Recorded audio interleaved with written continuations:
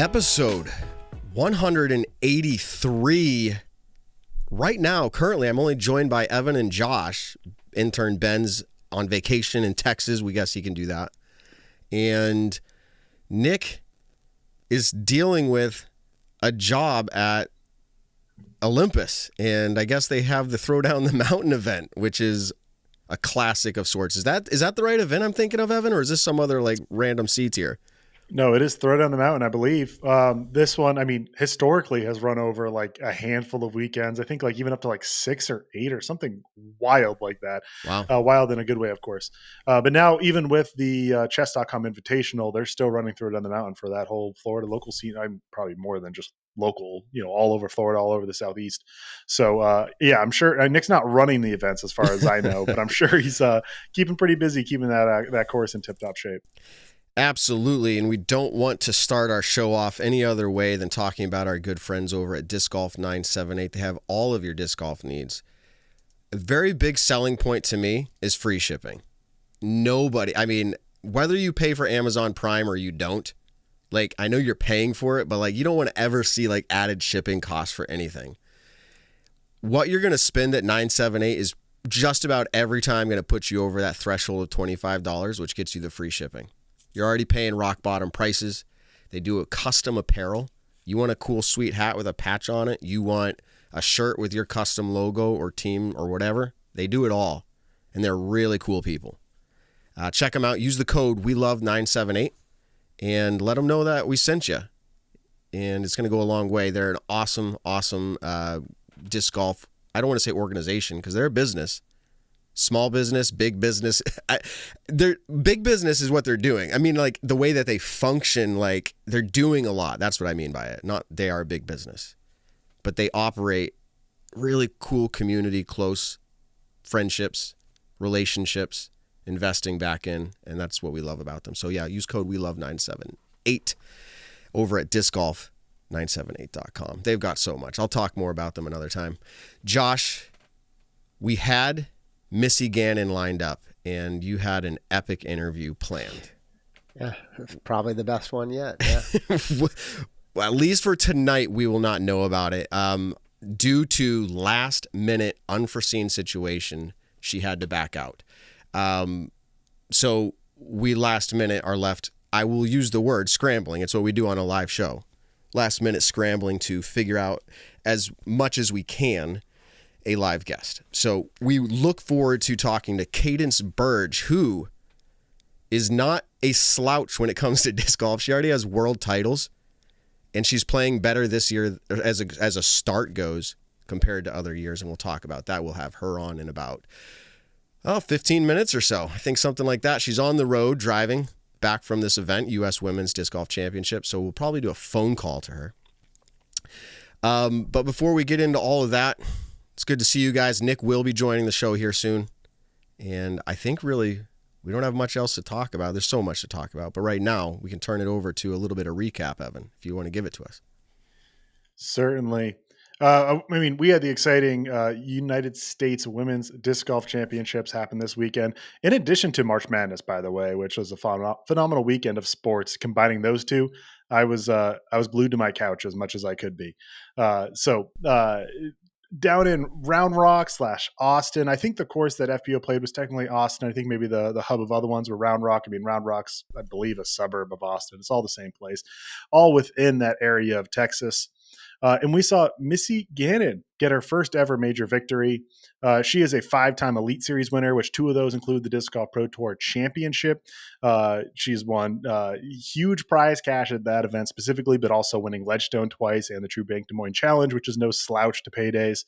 A couple of silver wins, add in the Throw Pink Women's Disc Golf Championship. She is no new player to winning these big events. But a major is new to her. It's her first time winning that.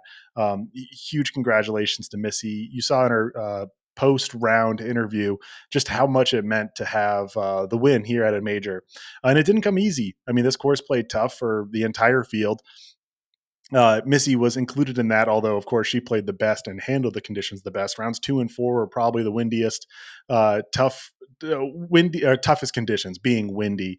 But we saw in my opinion, phenomenal new course to the tour, Sprinkle Valley, heavily wooded, I think would be the best way to describe it.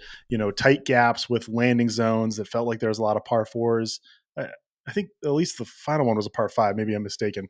But lots of non-par threes that you needed really landing zones and then a really tough technical shot to continue on. But back to Missy Ganon.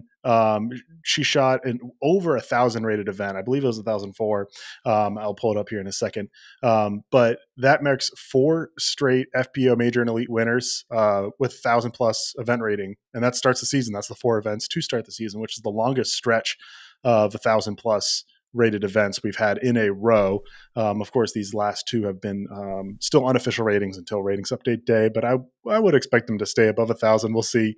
But that's incredible and speaks to the level of this field so far. And then one more stat to the level of it is Missy Ganon being a first-time major winner. U.S. Women's has now seen the last 3 first-time FPO major winners awarded at this event. 2 years ago, we saw Haley King win her first major out in Wisconsin. And then 5 years ago, in 2019, we saw Kristen Tatar get her first major victory back in pre-COVID days out in Virginia at this event, U.S. Women's. So Matt or Josh, I'll throw it to you. What do you think this win meant for Missy? And I kind of doubled it in with how you felt like the field is growing as well and how they dealt with the conditions at Sprinkle Valley. Go ahead, Josh. Yeah, so I think for Missy, she said it a little bit in her post-round interview that, there's a handful of things that I forget her wording at the moment, but a handful of things she had on her list that she wanted to accomplish, and winning a major was one of those. We also heard on the live commentary that in many ways it felt like Missy's already proven her ability to win, but there is nothing like taking down a major championship. And even though in the past there's been questions around the quality of this event, I have always said events, right, they're worth what the players say they're worth. And no matter what people's opinions are, the players recognize it as a major. And so as a result, all the players come out competing hard to play. And with Missy to come out on top, new course, new challenges, I think, she solidifies herself as, one of the best FPO women in our game at the moment, obviously competing against a strong field. Maybe not entirely this is not a fair comparison. The week before where you see Owen throw whatever her average golf was just incredibly hot. It seemed a little bit more of a struggle and a grind, but I actually would say that does not diminish anything. In fact, maybe to some extent, it actually shows your ability to focus and push through. If Missy were able to join us tonight, I would have asked some about how she manages her emotions on a challenging course where things maybe aren't always going your way, where the competition gets tight and then you get some breathing room and then it gets tight again and kind of back and forth. So I think it means a lot to her. I think she acted like there's probably still more left on her career checklist. Maybe one of those might be Worlds, but anyway, I'm sure it means a lot to her. I see somebody in the chat, one of our live listeners. Thanks for joining live, everybody. We do have way more post listeners, but our live listeners, there's a special place in our heart for you. And you just commented, let me see, it said she earned her nickname now. And I don't know how long I Love Disc Golf's been in the sport, but that's how she got her nickname. She earned it, and that's where she got her nickname. So now you can say she solidified it maybe. And so I appreciate that input. But if you look at it, and I'm not Stat Mando, that's why we have Evan here. But this year, Missy is the big money earner so far in FPO, second to that Evelina. But she is the current, I think, you'd have to correct me. I think she's got 12 here, and she already had about 5,000, I think, already winning. So she's up to about 17,000, just about 1,000 over Evelina. So big money, Missy. I think it's kind of interesting that this comes out that way. She does come through in the big. She doesn't have a lot of these smaller wins, but she does the big wins. And I guarantee, and I could text her, but I'm not going to do that now. Text her and say, is this your biggest? She's going to, and everyone under the sun would say it's a stupid question, Matt. This is her biggest. She knows it, and she's totally taking it all in. So that's what I think. Yeah, and I actually do not know of who has the most cash on the season, but it's something I could look up. But if I had to guess, have more? Could anybody have more with the it'd be 4 events now. The thing is, like, all Pro Tour events just have such high payouts, like in an incredibly good way that it's just payouts. But let's just elevated. do it real quick. Evelina won the first one, right? Yeah, she won the first one, which was a lot of money. It was high. It was. I don't know if it was 10,000 or more, but it was pushing. If not. Yes, but then it was Scoggins with a couple of good finishes. Yes, but they've all. That's it. Other than that, and I'm pretty sure when I looked, Evelina had 16,000, Missy had 17,000. I don't think anybody could have topped her. If you're looking, then I trust you, Matt. I'm not. I just didn't check. I didn't check Owen. I didn't check Kristen, but I don't think they could have. They could have eked it out. I would say with Kristen finishing 6th here, and one less event played, wouldn't be as high on the list. I think Owen would be the only other that I think could be higher. I think it's going to be a winner. Where did Owen place at U.S. Women's here? 5th, 8th? I don't remember. She was 3rd or 4th. Oh, she was up there. I think 4th. Yeah, one behind Valerie Manhano. What did 4th place pay out? Do we have that right in front of us? I have the page up here. Let me because I got it right here. Owen Scoggins earned $4,350, $4,350. She could have it. I think she has it. She has 1,100 over Kristen Tatar, but she's in this event she's almost 8,000 behind Missy Ganon. Yes, but if you count, so we'll move off of this, but if you count all of Owen's play in 2024, that includes Shelley Sharp Memorial, La Mirada Open, all of those. If you count everything, I'm changing my opinion. Owen has it because I'm pretty sure that puts her close to 18,500. So there you go. And the trick here is like this event is still like the cash is posted, but it's still pending, so it's not on their season total. I'm adding it in my head. Yeah, so that's a lot of live math. Owen would be 18 and change, and Missy's 17 and change. No, she's 17. I think it's Owen. Yeah. By our live, exactly. Math, so, but again, that's if you count all play. If we're just counting like elites and majors, it's Missy. I'll leave it at that. Go on. Yep. All right. Well, mentioning good play, she won by the final was 5 strokes, right? In an incredible 5-stroke victory, which is the largest margin victory for a first-time major winner since Paige Shue did it. I believe that one was 5 at 2018 Worlds as well. And then she went wire to wire here as well, which to do at a major is a tough feat. And the only other players to do that in the last 5 or so years have been Paige Pierce and Kristen Tatar. So not that she wasn't already kind of within that company, but another stat to show that she's within that company. Just in the event itself, she kind of led in she didn't lead, but she was very good in a lot of the different stat categories. I mean, strokes gained tee to green, she was 3rd. Strokes gained putting, she was 2, although was 1st in strokes gained C1X. Parked was the interesting one that kind of stood out to me and did some digging into this. She only had 1 parked shot all weekend, with one being parked within the bullseye for birdie. Out of 72 holes, which is the lowest park percentage for a winner this season. I suspect that'll maybe be the record for a while of lowest park percentage. But while she wasn't parking shots for birdie, she was making it up all around the circle otherwise. She was 88% from Circle 1X, which is the best from any winner this season so far. I didn't even run it for all players in all events to start the season in FPO. But from the winners, it is the best.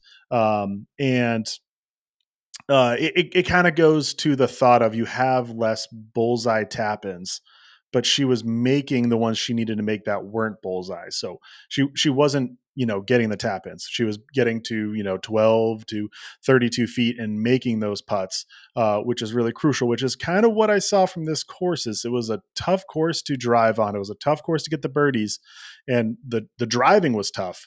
But then you weren't given an easy putt to then get that birdie. You had to make a good putt in order to get it. And we saw Evelina Salonen, who finished 2nd. I mean, we've talked about it a dozen or so times. But her putting this week was pretty solid. She I had it right here. She had 70% CONX putting on the weekend. And for Evelina Sound, I think people are going to be really excited to see that number. She was positive in strokes gained putting, which is the first time this season she's been positive strokes gained putting in an event. So I don't think it's a coincidence that she finishes second.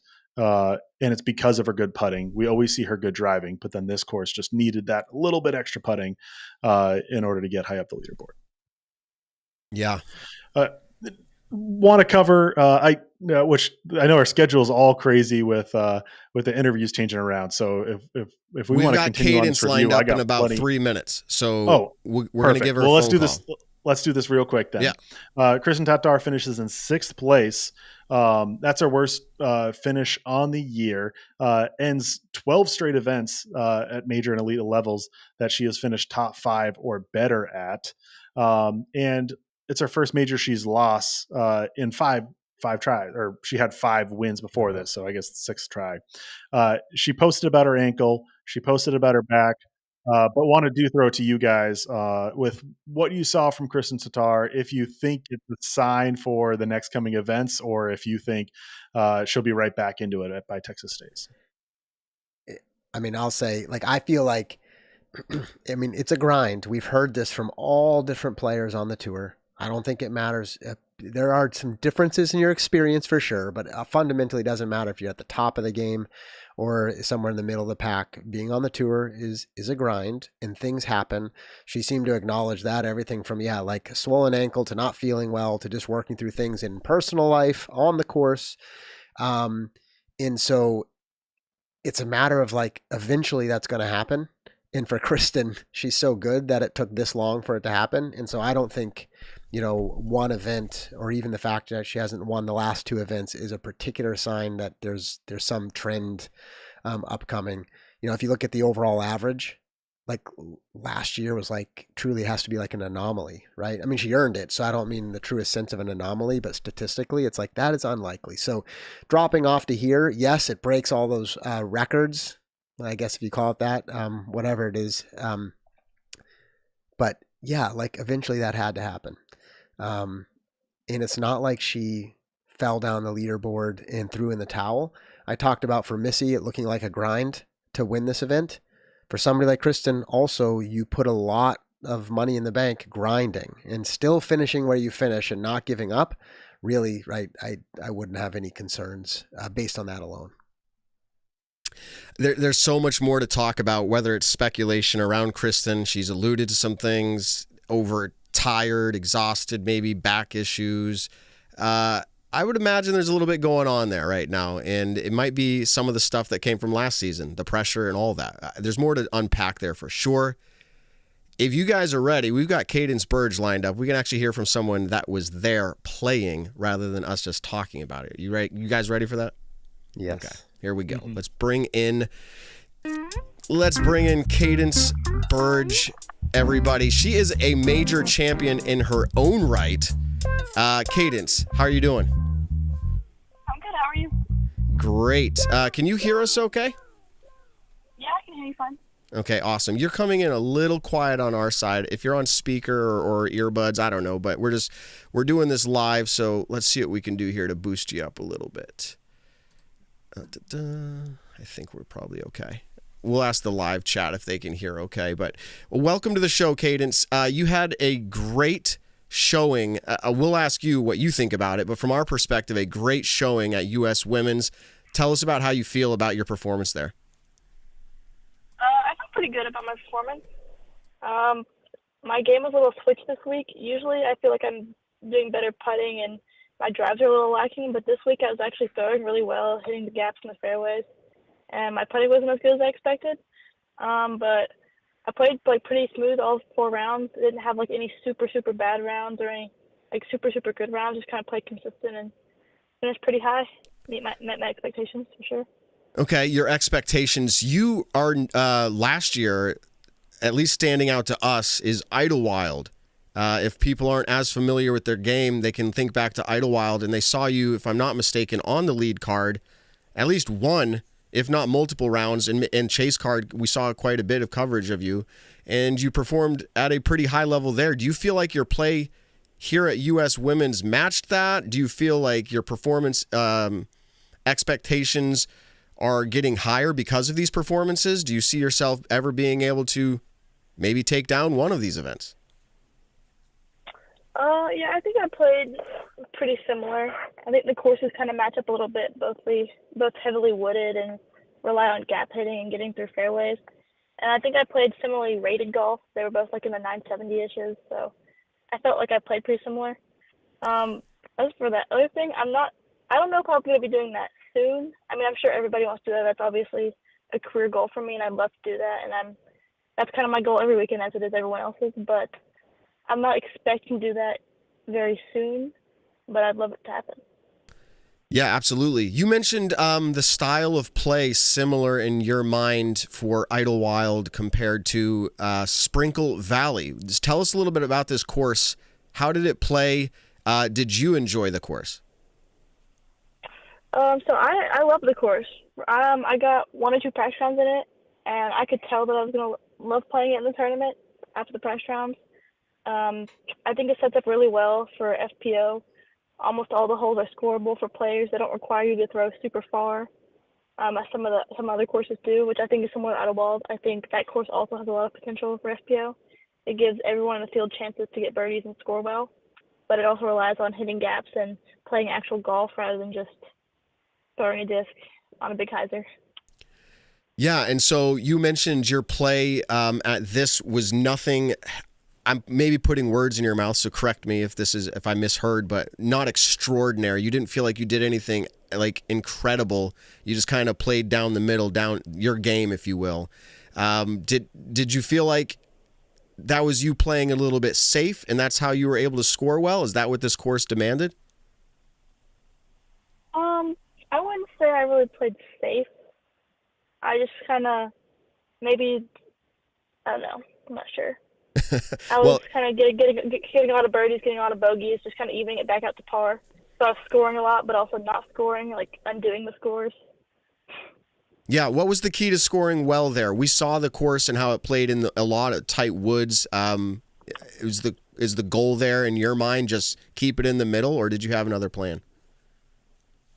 Yeah, keeping it in the middle is definitely the way, because the first day I was about 2 feet off, and every shot I would yank it a little bit 2 feet to the right, and I'd miss like every gap, and it forced me to scramble on almost every single hole, and it got really difficult because all of my like long putts were for par instead of for birdie.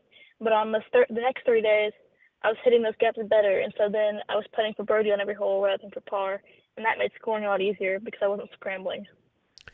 Okay, yeah. Anything to make it easier, of course. Remind us again, we've interviewed you a few times, but this is a different time, a different place in your career here with disc golf. What would you say is a strength in your game? I would say my strength is either putting or just hitting gaps in general. Okay. All right, let's move to a different topic here. Your play was fantastic. When we look on the leaderboard and we see Cadence sitting in, I think it was a tie for 11th. It's impressive, to say the least, your journey to get to this point. Can you remind me, what Junior Worlds did you win? It was FJ18, is that correct? And did you have another one in there as well? No, I did not win FJ18 Worlds. I won FA1 Worlds in 2022. Okay, that's correct. I've seen you at a few, and I'm trying to put the pieces together. So you were the one that FA1. Yeah, That's a big title to win there. Congratulations again on that. But let's move it towards this major. And what was the feeling like there on the ground? You've been at Disc Golf Pro Tour events. We know in the past years, this might have been before you competed at the US Women's, and I don't know your history fully there, but some competitors, I think it was back in 2021, alluded to the feeling that this event did not get the attention it deserved. It felt less than even a pro tour, which a pro tour nowadays feels awesome and big. But what was your experience at this event? Tell us about the experience at this event, maybe outside of competition even.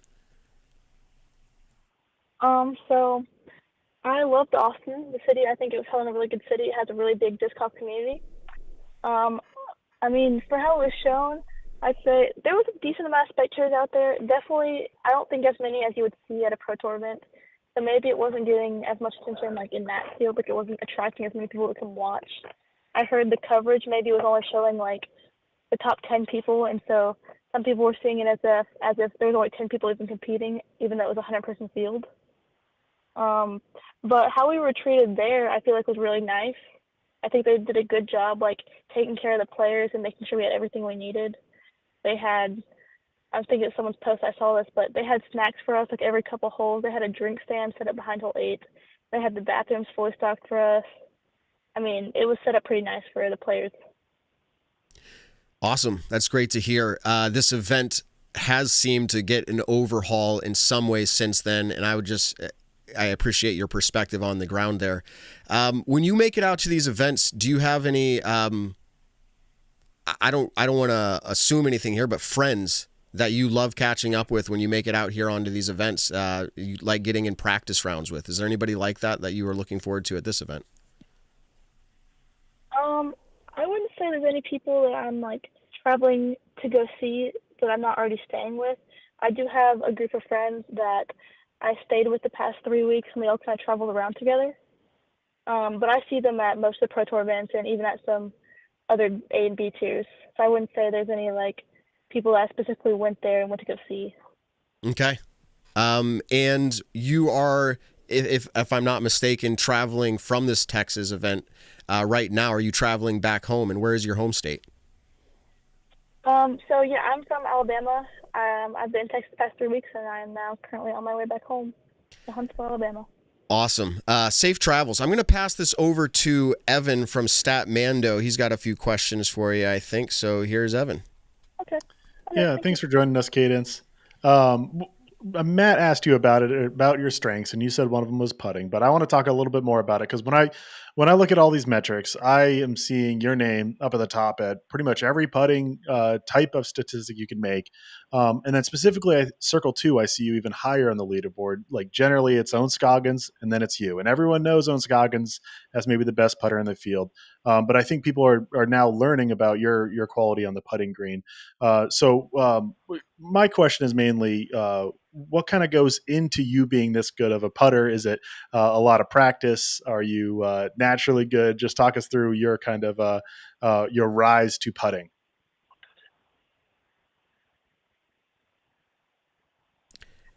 Interesting. Cadence, can you still hear me? You just came back on. I could not hear if something was said before this. Okay, so this is kind of funny. This has happened before, and I'm not sure why Evan didn't communicate through to you.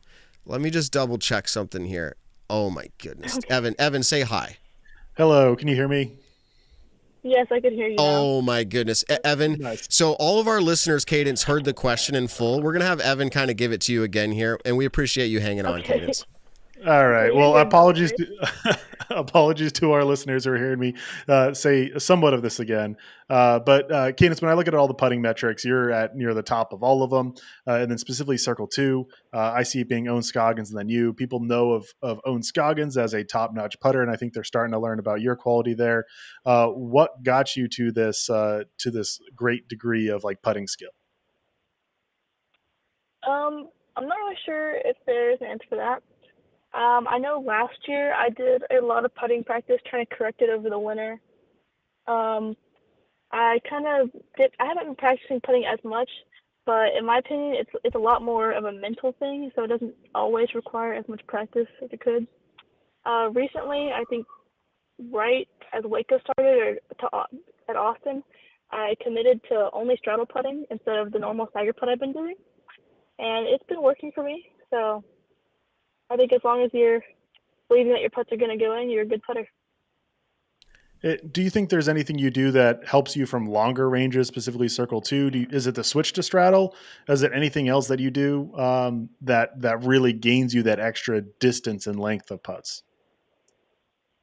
I am not really sure about that, because before now I would not have really considered myself that good of a Circle 2 putter. But for some reason recently, my jump putt has felt better.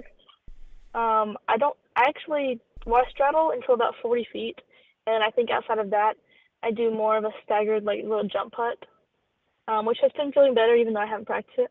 But I get a decent amount of power on it, so I think my putt has decent pace on it. Nice. And this is the last question I got. I mean, Matt asked you what you think your biggest strengths are. I'm going to ask you what you think you might need to work on the most. Not that it's good or bad, but what you want to work on the most in your game. I think right now I want to work on my forehand the most. I noticed several times that having a forehand to get around a corner could have been really helpful to me, and instead I was trying to force a backhand turnover. And also my backhand turnover isn't good or like good enough, but I think that having a forehand would be a much easier shot in most of these cases and would be very helpful. All right, Awesome. Well, I appreciate it. Matt, back to you. Yeah, and I got to double check before I send it to Josh that his audio is going out. I thought I double checked everybody here, but I'm realizing it muted that signal. But throwing it over to Josh, you should be all set. You can do a little test if you want, Josh. I was going to say, yeah, testing 1, 2, 3. Cadence, can you hear me? Yes, I can hear you. Okay, awesome. Thank you. Yeah, thank you for joining us. Really appreciate it. Again, congrats on a strong event. And just looking back at, your progress over the seasons, I'm sure it's kind of a grind out there, but it's, again, congrats on a great accomplishment. Performing well at a major is something to be respected for sure. So earlier, you in response to Matt, you talked about the event, feeling like a major and all the amenities and that perspective. I'm curious, this event overall has multiple courses involved, right, with U.S. Women's. I think there's like 21 or maybe more divisions with 346 players. And I know they're not all at Sprinkle Valley. But I'm curious, your perspective, do you appreciate having a women's only focused event that spans across multiple divisions beyond just FPO? Can you feel that when you're there? Does that make an impact on the feeling of the event, having all these additional women playing across these divisions? Oh yeah, I think it highlights a lot of different people of a lot of different skill levels, because there's not just professional women out here competing, but there's also junior girls. And having the PJ, they covered, I think, FJ15 for one of the rounds. So we're highlighting our junior players. We're getting to see those people that are going to compete in FPO in the future. And having them have different courses that aren't just Sprinkle Valley, it gives them courses that are more like towards their skill set. So it allows them to show what they're capable of rather than forcing them to play something that they can't really compete on. Great. And is there any competition between an event like this compared to Throw Pink Women's Disc Golf Championship? There's always some conversation about the similarities and the differences between these events. Do you think there's a competition between those two? Or again, do you like having an event that's really exclusively focused on women across the divisions? I personally like having both, because I think having a women's event for all divisions is important to highlight everyone. But I also think Throw Pink is important. It runs alongside USWDGC, so it also feels like a major. I'm not sure if that's ever actually going to be one, but I think continuing to hold U.S. Women's as its own event is an important thing to do instead of cutting that out. I know some people think that Throw Pink should be the major instead of it, but I personally don't think that we should get rid of U.S. Women's for that. Great. Awesome. Well, I think your perspective, along with a lot of your peers, matters a whole lot in that conversation. So appreciate you sharing that perspective with us. So Matt, I'll bring you back in. All right. Hey, Cadence, thank you so much for joining. Is there any topics or anything that you want to say that maybe we missed that would help either bring you support or put a spotlight on something you think is important? Anything at all? I don't think so. Okay, where are we going to see you next out on tour? Are you planning to hit back up Idlewild or others, or what's your plan for this year? So I'm trying to get to as many events as I can. I'm obviously not going to Texas States next week since I'm heading home, but I plan on being at Jonesboro, Music City, and Champions Cup next month, and then I'm not going to be going out west, but I'm going to try to get up north for Preserve and Declo, and then back down here for Ledgestone, Idlewild, and Worlds. And then hopefully, if everything goes well, I'll make the playoffs and can go up to MVP. Yeah, that's right where I'm broadcasting from now, the same town. So it'd be great to see you up here. This kind of sometimes seems out of place to ask these questions, but are you graduated from high school now? You're all done with school, or where are you at with that? No, I am a junior in high school right now, so I'm not graduated.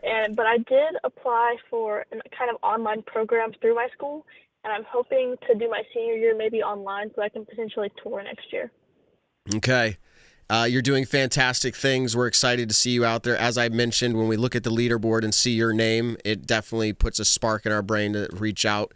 Thank you for taking this phone call. We appreciate your time. Anybody you want to shout out before you go? So you said shout-outs?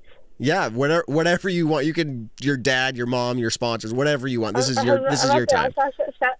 Shout out all my sponsors: Discmania, Lucky Ace Disc, and Monkey Grip Dies, and my dad and my family, and everybody that has messaged me throughout all these events. Their support is the reason I'm still doing this. Awesome. Again, thank you so much, Cadence. We'll talk to you another time. Appreciate you coming on. Have safe travels. Yeah, thank you for having me. All right. Peace out. Okay, everybody. That was Cadence BURGE. The first few times I interviewed her or met her, I messed up her name. I apologize so many times. I was Candace. I don't think I messed it up tonight. Cadence. Did you catch that? I was like, man, are you done with school now? I feel like I've known her a while. No, I'm just a junior in high school still.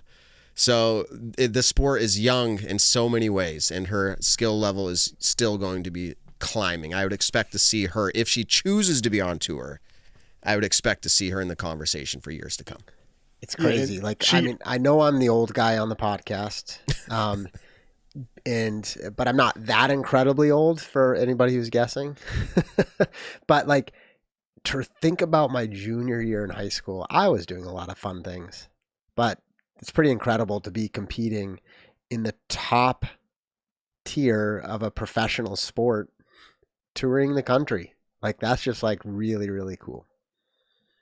And to think, Matt, you mentioned her accolade of winning what she corrected you as, not to harp on that part. Well, no, it was, I saw her at Junior Worlds and she was playing FJ18, and we interviewed her after that, so that's why it stuck with me. But yeah, she corrected me. I'm not blaming you one bit, but she did let us know that it was an FA1 victory. Big. And, Junior Worlds, like, that's incredible to do that.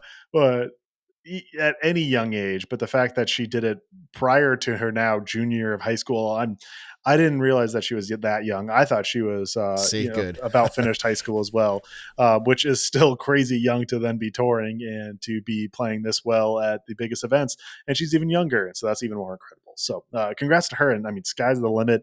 I really do want to say that her putting numbers have been so incredible. And people, like I said, people know Owen Scoggins is a great putter. They know Missy Ganon as a great putter. They know other players who are good putter, and she's right up there with them. She is like top 5 in so many different ways to slice it, which that's insane. And maybe she was kind of underselling the total amount of practice she does in the putting green or whatnot. I'm sure she practices it a lot because she's definitely showing it on the course. Yeah, well, you asked and she wasn't quite sure what makes that difference. But then she did say, well, I did practice. And it's like, yeah, I'm sure there's some natural talent because all professionals have some skill that kind of emanates, but like clearly most of that is done via practice. So yeah. The mental game, she does understand that and the importance, and you cannot oversell. You can't oversell the importance of the mental game with putting. That is the difference between, in most cases, making or not making. If you're thinking, don't miss, you've already lost. You might hit it, but you've already lost the mental game with putting, and that's where you can't trick yourself into that either. And I think that's why, I hope Evelina is not listening, I think that's why Evelina coming into this fresh season, she probably was just like, forget everything that just happened. It can't be worse. Like, just go have fun and like play your game. And she's doing a lot better. There was some shaky times here for her still, but I think she's come a long way. We're getting the additional insights and editorials through the chat of people who are with her from Bo. And Evan, he says she does not underselling the practice. And so I don't know, maybe it's not purely that, but maybe it's not overthinking out there on the greens too. Like to Matt's point, right? Like if you have some natural skill, you've done enough baseline practice. Although I think she said at this particular event, she feels like the script was flipped a little bit for her, where her driving and hitting the gaps on the wooded course was better than her putting. And so I'm sure she's looking forward to those types of courses and events. Absolutely. So we're still here. It's just us three. We've got more to talk about, and we're going to keep talking until others show up. Nick, and by the way, Joey Tamale, you may recognize the name, you may not. Friends with a lot of players on tour, but he is on tour himself. He's going to be joining us soon, maybe 15, 20 minutes, and he'll just join not as an interview, but as someone sharing his opinions just the same as ours. So he will be on maybe in about 15, 20, 25 minutes. We'll touch base with him soon. But in the meantime, breaking news. I'm not sending anybody here, but Nick just sent me a message that said, what is this? So if you check out Philo Brathwaite, if you check out, is this his Facebook, it looks like.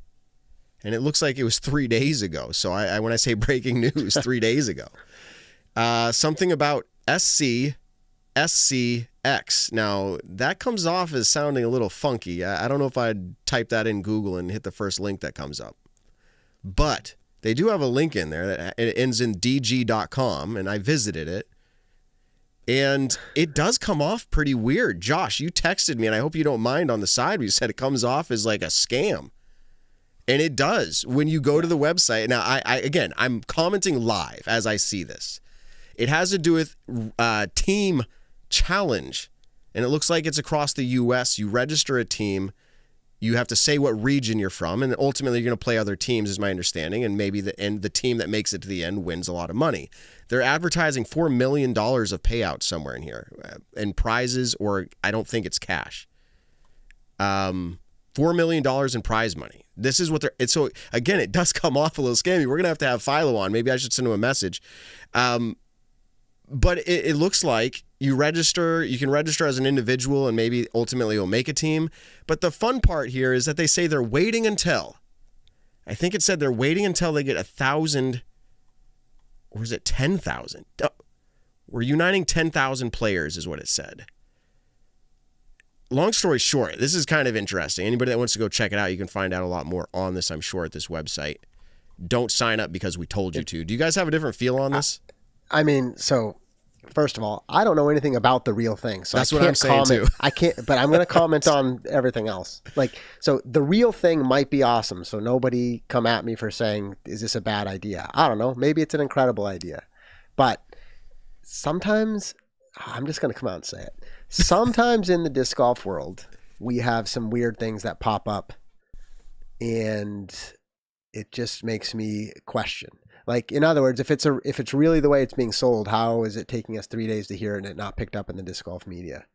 And so again, maybe it's the best idea ever and the execution is not that great. I wouldn't know. So like, I guess I should just reserve judgment and say, that sounds cool. How can I know more about it besides just clicking on the website?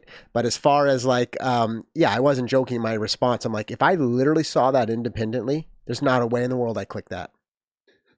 No, seriously, it comes off that way when you see it. If you go over to Philo's, you'll see this. But to kind of wrap this up, to Josh's point, if it is what it is, and you take it at face value, and it is what it is, this could be epic and big. Sure, like you can actually awesome. see the bracket here. Brackets regionally. It looks like there's 1, 2, 3, 4, 5, 6, 7, 8, 9, maybe 10 regions. And then there's like 5 teams in each region, so there's 50 teams. If it all plays out, like again, at face value, the way this is, then you advance to the... it's like March Madness. There's a whole bracket. Is it sponsored by like a Nigerian prince, it looks like, I think? Really? No. Oh, man. Oh, you fell right into that one. But I don't know. It says location, Raleigh, North Carolina. Honestly, like, so here's the deal for everybody. We're giving them a lot of time. I am having fun poking at this. Like, to be clear, I don't know anything about it until you mentioned it. So I'm having fun poking at the way this conversation has gone down on this show. Like, how do I know if it's a good or bad idea? But anyway. It says the top teams, and I don't know, again, if you look at the bracket, they will have the opportunity to compete for a grand prize of $1 million. Well, you should definitely sign up for it, and I'll watch from the sideline and root for you. So here's the interesting part, because I said, they're not going to start this until they have all the teams sign up, because it's obvious, like, this business plan is like, if we get this many people to sign up at this dollar, we can make everything happen. So this could all fall through. But again, if you take it at face value and it actually fills and their plan works, this is cool. Big. So we're gonna have to find out more about it. I'll reach out to people. I'm all for people innovating and coming up with new ideas and trying things. So maybe that's what they're doing. The interactive map, all that. I'll have to reach out to Philo and see if he's actually behind this, or if he just. A lot of times, people will reach out to these pros and just see if they can get them to be a part as an ambassador somehow. So we'll see what's going on with that. Yep. Hey, I don't know. Are you moving us on to other topics, or can we reflect on U.S. women's still? You can reflect on what you'd like. We've got more to talk about too, but that's perfect time. Just a little bit. It's not a monologue or anything. It's just talking through with you all. Like, for so long at the PDGA majors for women, like, it was just a handful of names ever in the mix. And Statmando, did you help curate this? I don't know if it was the PDGA, but the stat that just kind of showed the increase over the years of the field size. I saw that on the coverage, and I think you mentioned it a little bit about field growth, but it's just kind of like, it's crazy to see that. And then on top of it, the names that were perennial names, I'm loosely saying this, for a decade, were not in the competition. I mean, they were in the competition, but they were not competing for the win. Namely, past world and major champions, Paige Pierce, Katrina Allen, Sarah Hokum, and maybe I'm leaving somebody off. But it's just like an interesting observation to see that. It's not that Missy and Evelina aren't new names, and Kristen's still in the field, and Owen pushing up, and Valerie, all familiar names. But like, we're seeing this in MPO, and it feels like we're seeing it in FPO. Like, it's just kind of the turning of a tide, and it's not always just the snap of a finger or flip of a switch, right? And so sometimes when you're in the middle of it, but it's like, wow, like Paige Pierce, I realize the context, coming off of an injury, kind of maybe some challenges relearning the game. So it's like each of these things have their reason, but it's still just intriguing to me to see that. And we talk about Missy and the nickname, which is fun, Big Money Missy, winning 3 of the top 5 ever payout events. Maybe Missy really does like the money, but I think it's reverse of that, which is, and this tells us something about her mindset, I think, which is the events that tend to pay the most are some of the big, most important events that get the most coverage, the major events, the Pro Tour Championship. And as a result, Missy's doing it backwards from many players, where we see they win, and they just can't get over the hurdle for a major or a big event. And we talk about once they break through, they'll get that. She's kind of reverse engineered this. I mean, she's won plenty of other events, right? But it's like, really, if you look at all of her like notable wins, they're almost some of the biggest ones. And so it'll be interesting to see in her career, can she ever go and strike off like a nice run in just regular Elite Series events, or what kind of career and name will she make for herself if all she ever wins is, I'm exaggerating because she's won others, but if all she ever wins is, championships and worlds. So anyway, just a little bit of my own editorializing before we move off of this event. Yeah. One interesting kind of thought I've been having about Missy Ganon is that she kind of like slowly builds up her resume in a like, the slowly builds it up. Like she won a few Disc Golf Pro Tour silver events, and she looked great. She was a player who was always kind of near the podium, competing on league cards, just not getting those wins, but got some silver wins. And then she comes in and gets the Des Moines Challenge. She got it when it was a 2-round event. I mean, they knew that the final round was going to be the final round, I believe, but it was only a 2-round event. She gets that win. And so it's like, all right, she got her first Elite Series win, but it was just a 2-rounder. Like, could she win a 3-round Elite Series event or a bigger event? And I think the next one she got was Throw Pink, which is like, wow, she got Throw Pink, like a really prestigious event, although it's not a major or an elite event, does have a huge payout. She got that win. It's a big win, but when will she have like a bigger elite win? And then she goes and gets Ledgestone. She goes and gets the Disc Golf Pro Tour. Well, actually, she gets the Pro Tour Championship right after Throw Pink. So it came quickly, and she wins Player of the Year.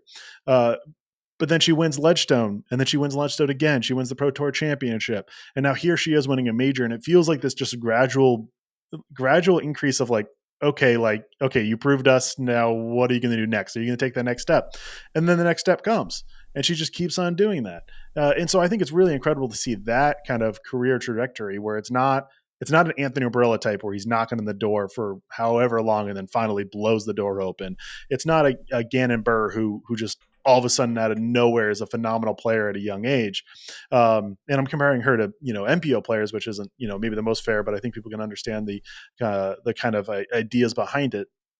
And so it's really interesting to see how she's gotten to that point, which I think is really incredible. And I'm kind of putting together the types of events that she has won.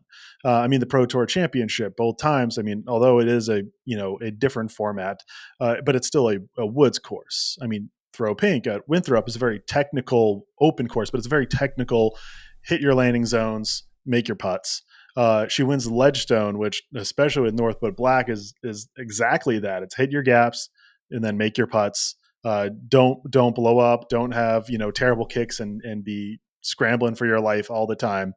And then now here she is winning a major on a course that's just like that. So I think we're really seeing like her elite style is a course exactly like this. And it was a new course.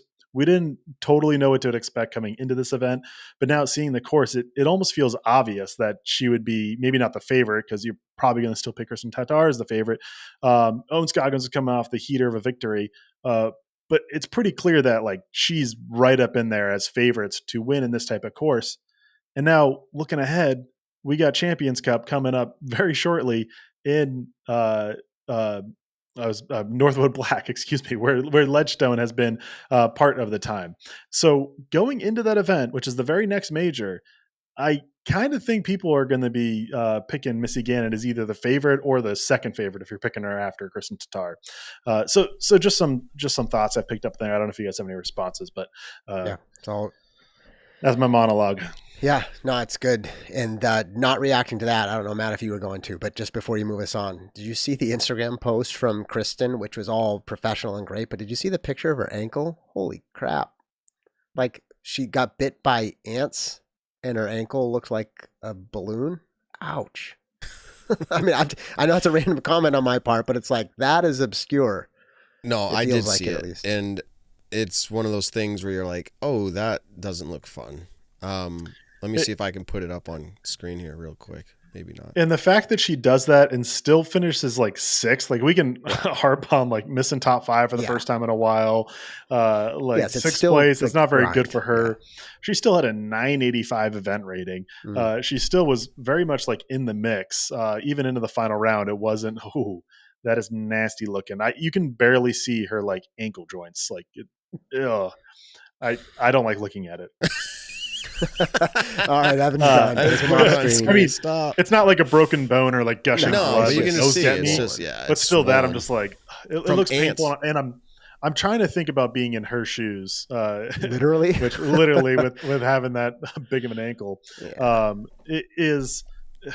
Like, just imagine trying to play and you just like have that uncomfortableness. Like her socks are probably tighter. Her shoes, she probably had to have loosen up because her ankle is that swollen. Yeah. Like all those things. And then every single time you got to push off, just like you just feel the swollenness. Yeah. And she talked about having a fever, and I don't know if that was related to the ant bites and her body response, or if there's some other sickness, but it's like, and she mentioned that seems secondary to fatigue, back, and personal issues. So like she wasn't even really saying that was her problem. It's just I think an accumulation.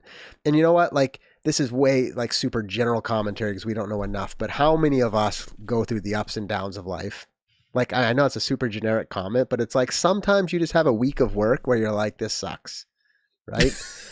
And I think to some extent, of course, who knows if there's deeper issues, if there's persisting things. We all are curious about that because we follow professional sports. But it's also fair to say, to your point, Evan, maybe she had a week at work that really sucks and she still came in sixth and won $3,250 and she's still one of the best in the game. We will all be curious and keen to watch for, is there a long like trend? I mean, that is something we will watch, right? And we will be curious about. But otherwise, it's like chalk it up to, hey, not bad. The top six at another major. It feels bad when you've won the last 5 in a row, which is truly incredible. This is the lowest of lows. Like, if this is the worst that Kristen Tatar can ever be, we shouldn't laugh I think it because says she a feels lot. it, but yeah. Can I? So I want to bring up this part of it, but go ahead, finish your thought, and I have one more thought about it as well. All my thought was we got a busy Texas swing. Of course, I know it's a lot of events, but as far as the tour goes, I think she's playing one more in one of the off weeks, but then there's a 2-week break to Jonesboro.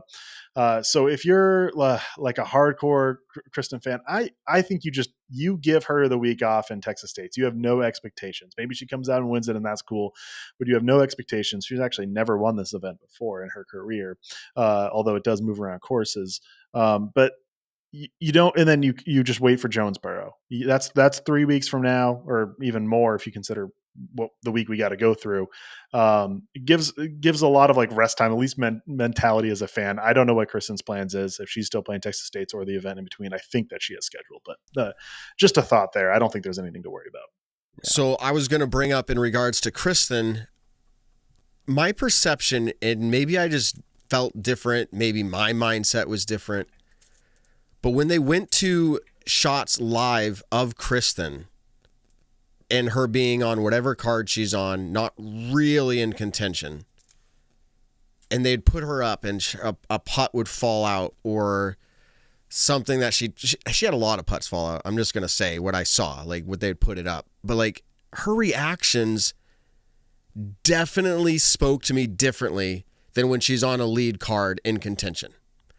And I don't know if I'd use the word composure because she's composed, but larger reactions, whether it was just facial expressions and the like, throwing the head back or looking at the crowd and be like, did you guys see that? Like, I don't feel like I see a lot of that when she is lead card contention. Maybe she feels, and it seems like it'd be a normal thing, she feels less pressure in that scenario. And it's just more, I'm out here just playing the best I can, and when these things happen, they happen. Whereas when I see her in live lead card contention, again, composure is probably not the right word, but less reaction. Just the very calm, the putt fell out, I walk up, no reaction, tap in.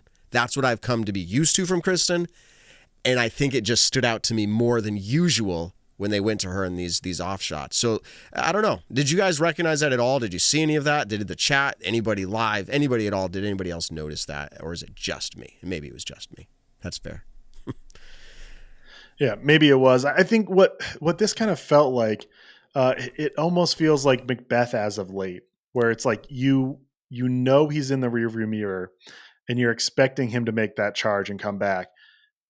And then all of a sudden it doesn't. Tom Brady late in his career too, you're like, he's going to make this comeback. It's going to happen because that's what he always does. And here I'm saying Tom Brady at the end of his career, and McBeth, people might think he's at the end of his career, even though I would say he's definitely not.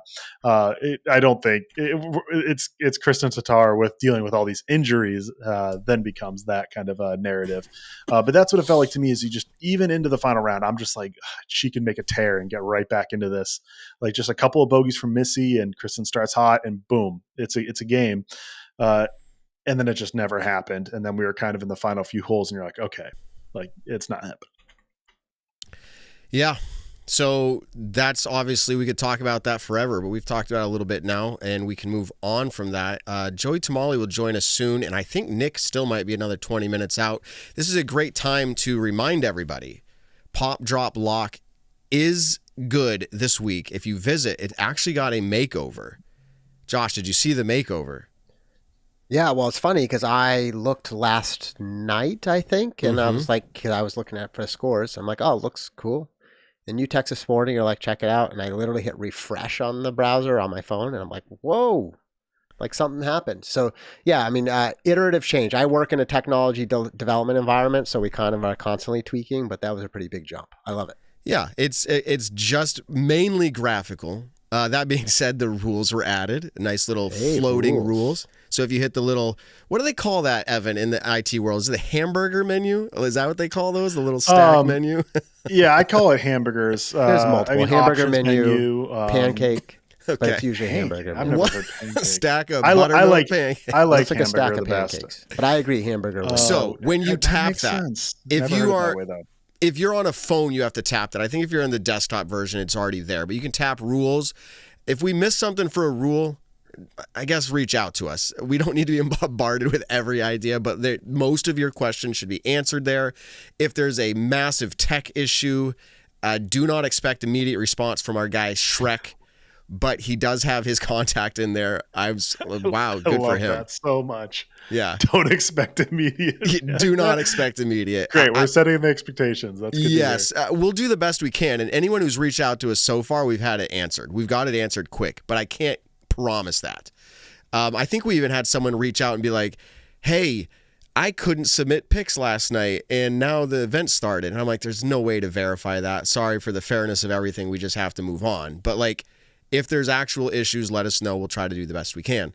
So that being said, go check it out. Pop, Drop, Lock. Now, for anybody who's curious, last week we announced we are not doing U.S. Women's. We're not doing it. We're not set up to do it.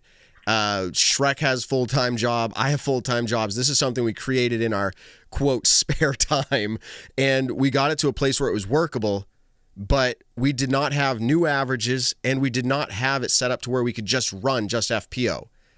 Following the event, or following the show, the chat's going, I'm asleep at night. The chat's going, Ben's talking, Evan's talking. And I'm looking and it's like, man, we could probably just leave like the MPO blank and we could pull it off. And I'm like, yeah, but we don't have, like Shrek has to literally go in and compile this and do the scrape, all whatever it is, right?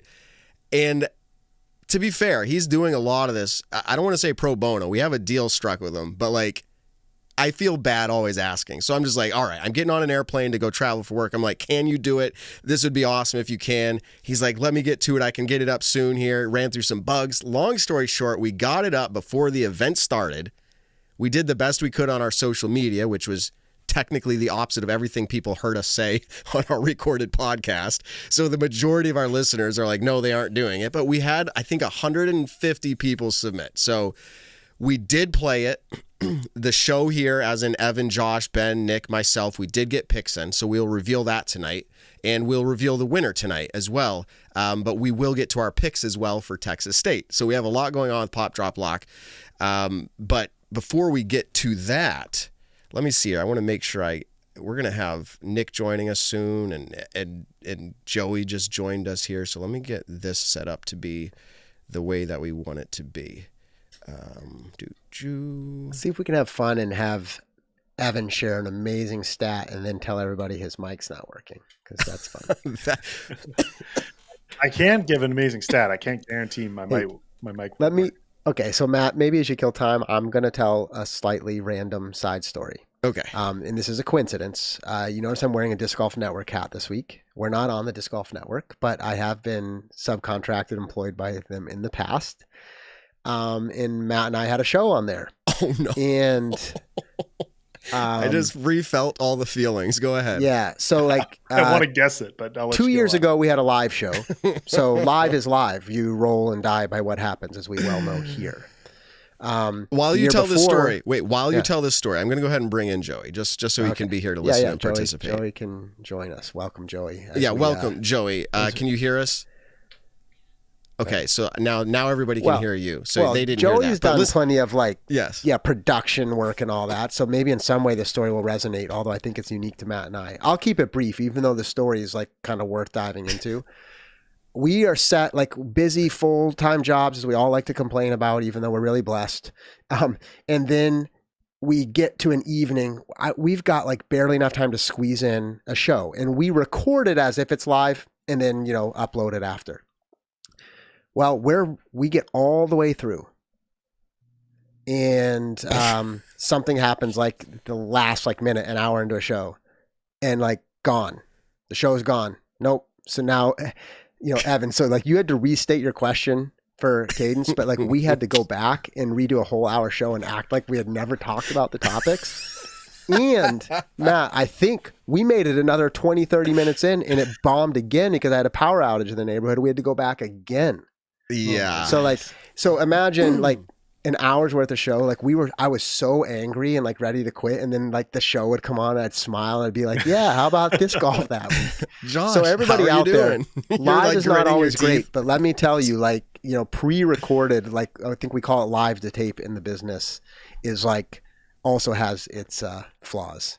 So, Let me just I know say, that was random. Some people may be bored, but that was like pure torture. And we've done that more than once. For anyone who's interested in the tech side of that, this was, and I'm not disclosing any secrets here, but DGN at the time was recommending to use a service called Riverside. Personally, I like doing all of my own stuff, but this was us subcontracting out of DGN, and they had their setup. This is the way that they recommended, and it worked well. At the time, they were paying for it. It was one of these things where like it's supposed to upload your video, and I don't have the files locally, and it didn't. It just disappeared into the universe, and so yeah, we had to redo it all. So maybe too much for some of you. Some of you may not care. Matt, I don't know if you already fixed it. Some people in the chat said they couldn't. Yeah, when I said, "Can you talk?" and he said hello, I had it muted again. So there's a lot going on. But Joey, how are you doing, man? You're involved with a lot of media, right? You have any horror stories of memory cards going bad or like nothing uploading?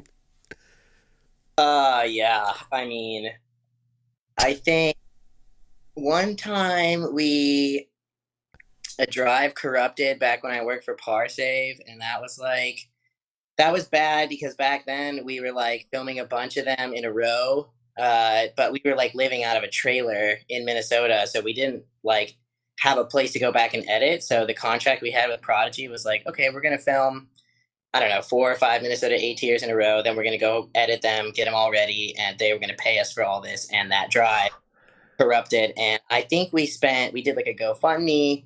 We sent it out to this drive corruption place in Montana, and I mean, we ran it up the ladder. That drive made it all the way to the desk of the CEO of this like software company that like restored hard drives. That was a huge company, and somehow it got all the way to his desk because none of the people below him could figure out what to do and like how to get the files back. And I don't know if those videos ever made it out.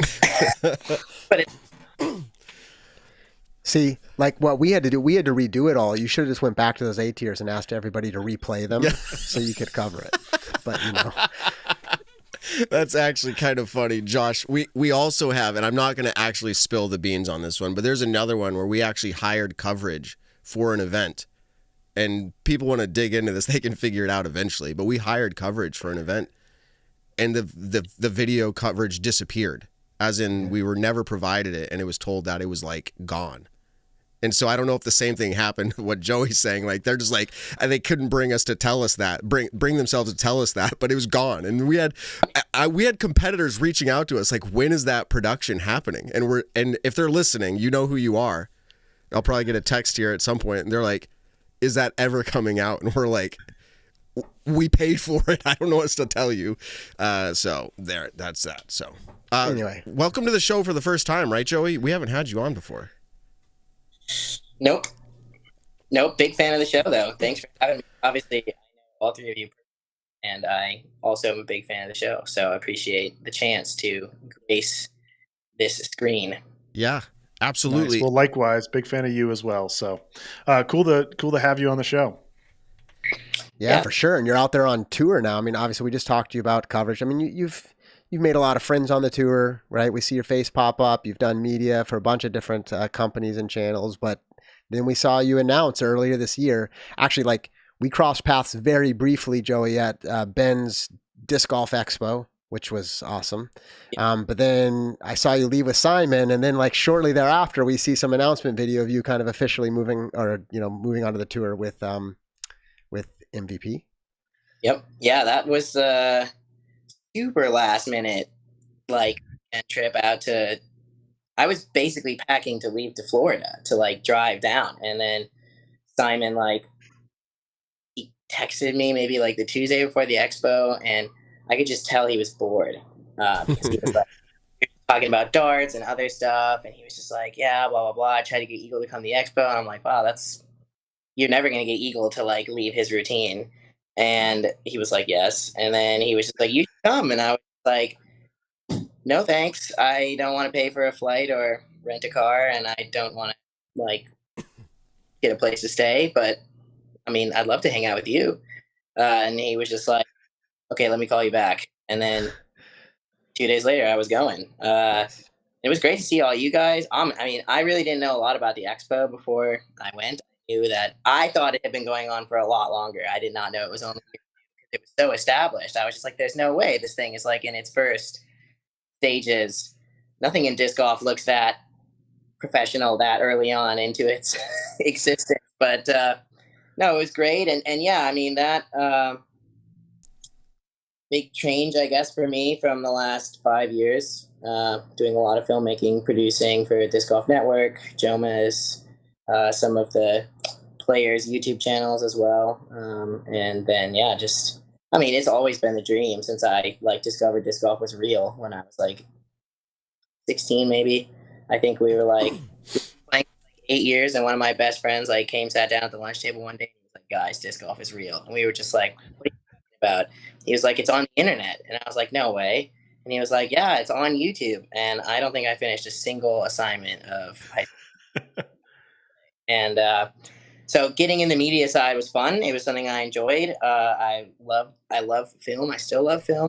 I love making content and good content, but I'm super competitive and I'm young and I love sports. And so that was always like the underlying dream, was to like hopefully one day be able to like try it as a player, and use like the years of media to sort of like understand what the tour is like, understand how to tour, even if you're not playing. The tour is still pretty similar, like as far as driving everywhere and like sort of learning how to live out of your suitcase and learning how to roll with the punches. And so that's what I told myself when I was younger. Just like, you're going to learn a lot. You're going to absorb. And then my office for 4 years was lead card, MPO. Like that was my office. So that's what I got to watch. Just like the best disc golf in the world every weekend, the top guys playing the best. And so I just watched and watched and watched and like really tried to be deliberate about like what I was observing, like how do they mentally like deal with pressure, and just like how do they talk to their caddies, how do they dissect shots, what are they choosing, and instead of just like passively sitting there filming for 4 years, I tried to really like use this as like your training tool to like watch what they do. And then yeah, things fell into place last year with work, and just like some doors opened to try playing again, and I played really good at PCS, and so I decided like, you're only young once. I mean, like I can be a filmmaker in disc golf for the rest of my life if I want to. I mean, the content that I've made in the last 4 years, like I feel like has given me enough of a resume to get film jobs in disc golf where I want to. And, I don't know. I just like don't want to be 35 and look back and be like, damn, I wish I had gone for it when I was younger and athletic and like in my prime. And when it was possible, like it's only going to get harder to play pro disc golf, right? Like it is only going to get harder. Those tour cards are going to be like gold pretty soon. And so the fact, I just knew that like, get in now and try to keep that tour card as long as you can. And then when it runs out, like go do something else. But I mean, you're going to think about this for the rest of your life, that you got to play on the pro disc golf tour and you had like the skills to try it. Absolutely. I think what you just summarized that with, that's good reason you're on tour, no matter what, no matter how you finish, and you're doing well for yourself. There's people in the chat right now every week. We love it. This one comment that came in had me chuckling. They said, Joey Buckets last week, Joey Tamale this week, and his username is Joey Bagels. So he said, can I come on next week? And it's just like, that's pretty awesome. So is your full name Joseph, as in like Joey Anderson Buckets, or are you a Joey? My full name, actually, like I'm named after my grandfather who's Croatian, so it's like the European version of Joseph, so it's Josip, so it's Joseph. Okay. Yeah, in Croatia you would say Josip, like the J is a Y. Did you grow up with that, or was it always Joey? It was always Joey. Basically my dad wanted to name me after his dad, and my mom was only okay with it because she knew that everyone would call me Joey. She's like, okay, as long as everyone says Joey. That's awesome. So yeah, that's cool. That's cool. I never knew that, Joseph. I'll start doing that more often, just like people started calling Paul Pablo. I mean, I'll start calling you Joseph. I mean, you know what's funny is I call Paul McBeth, whenever I call him Pablo, but he answered every time he answers the phone. When I call him, he goes, Joseph. He does. That's awesome. I'm going to try that too. I like that. Joseph's awesome. You can call me, but yeah, it's the funny thing about the Joey Bucket story is that like at least like the nickname. Zach Mountain used to call me Joey Buckets, like way back, like 2 or 3, 4 years ago, at like Vintage Open, when I like basically was too skittish to play some pickup hoops with him and Albert Tom, and then I finally did, and I was like 6 with like 5 or 6, like not even hitting the rim. And so he started calling me Joey Buckets as like a joke, as a meme, because I was so bad at basketball. So every time he would see me, he would just say Joey Buckets to get under my skin. And when the real Joey Buckets came around, then I was just like, yes, I'm glad to rid myself of stupid. That's awesome. That's hilarious. So we had you on, obviously, so you can share interesting stories like that, but also because we're interested in just having your perspective in our same conversations we were going to have, whether you were here or not. So feel free to chime in on some of these, or don't chime in, depending on how awkward it makes you feel. I don't know, but we're going to look at a little bit of stats here around players' finishes. I did not look, Evan, I'm putting you on the spot. Is there a way to look up Joey's? He's on the Pro Tour now, so like, is there a way to look up his average finish this year? I could probably find it. No, certainly. Okay. I mean, this year you could probably just do it in your head. Yeah, I mean, I'm looking at it. It's three events. Yeah, you can 78th or something, or 81st. You're pretty much right on. Let's see, plus. He's also on the Statmando site, so you can just look him up there and select 2024. That's what I've done. So that's why he's got 81.33. Okay, so 81 average. We're looking at players' averages a lot lately here on Staggered Stance because we're playing a game called Pop, Drop, Lock. You are actually part of this game. People can pick you, Joey. And if you go to Pop, Drop, Lock after this, you can see think if I should. Maybe your name is there for people to choose, and it says what your average place is. And it says Joey's place is probably, it says 81 or whatever. It doesn't do these point numbers. And what their goal is to choose, if they're picking you, they're either thinking you're going to pop off that week and you're going to play way better than your average, or you're going to underperform way or below your average. And so the goal is to get as far away from somebody's average as possible. So if they pick you and you played, let's say, a 40th place finish, you get them 48 points or whatever it is. You get them a lot of points. And so you just got to text me, Matt, this is the week to pick me, and I'll do it. And I just need lots of points. So that's the game we play. So we're looking at averages a lot here. And so I wanted to point out a few stats, and we can react and we can talk about them before we get to the actual game, Pop, Drop, Lock, which you won't make picks tonight, Joey, but you'll be sitting in the seat where Ben usually does. And so you can participate. But listen to this. When we look at the full tour card holders' average finishes, and I don't know exactly what this means, but I started thinking about it a little bit. 29 of these MPO players are finishing better already than their average last year. 29. So not even half the field, a third of the field. Something like that is finishing better than they did last year on average. So that's cool. And I think what's interesting here is you could see the full MPO field play better than their average, possibly. Is that possible? No, you'd have to look at strokes. No, you could have everyone play better if there's people coming on to the tour that were playing worse. Okay. Or people leaving who were good. Okay, there you go. That's what it would be. In general, they'd have to leave. Yes, they'd have to leave the tour. But there's a balance line for people to start playing better. But there's 29 of these players are finishing better than last year, and 37 players are finishing worse than last year's averages. So like 37 people are playing worse on average than they did last year. 37. And there's one player on MPO who's averaging exactly the same as last year. Exactly. They not deviated at all. And there's only one. Everybody else is either worse or better. Who do you think that player is, Mr. Consistent? Joey, who do you think, man? This is a game for you, I guess.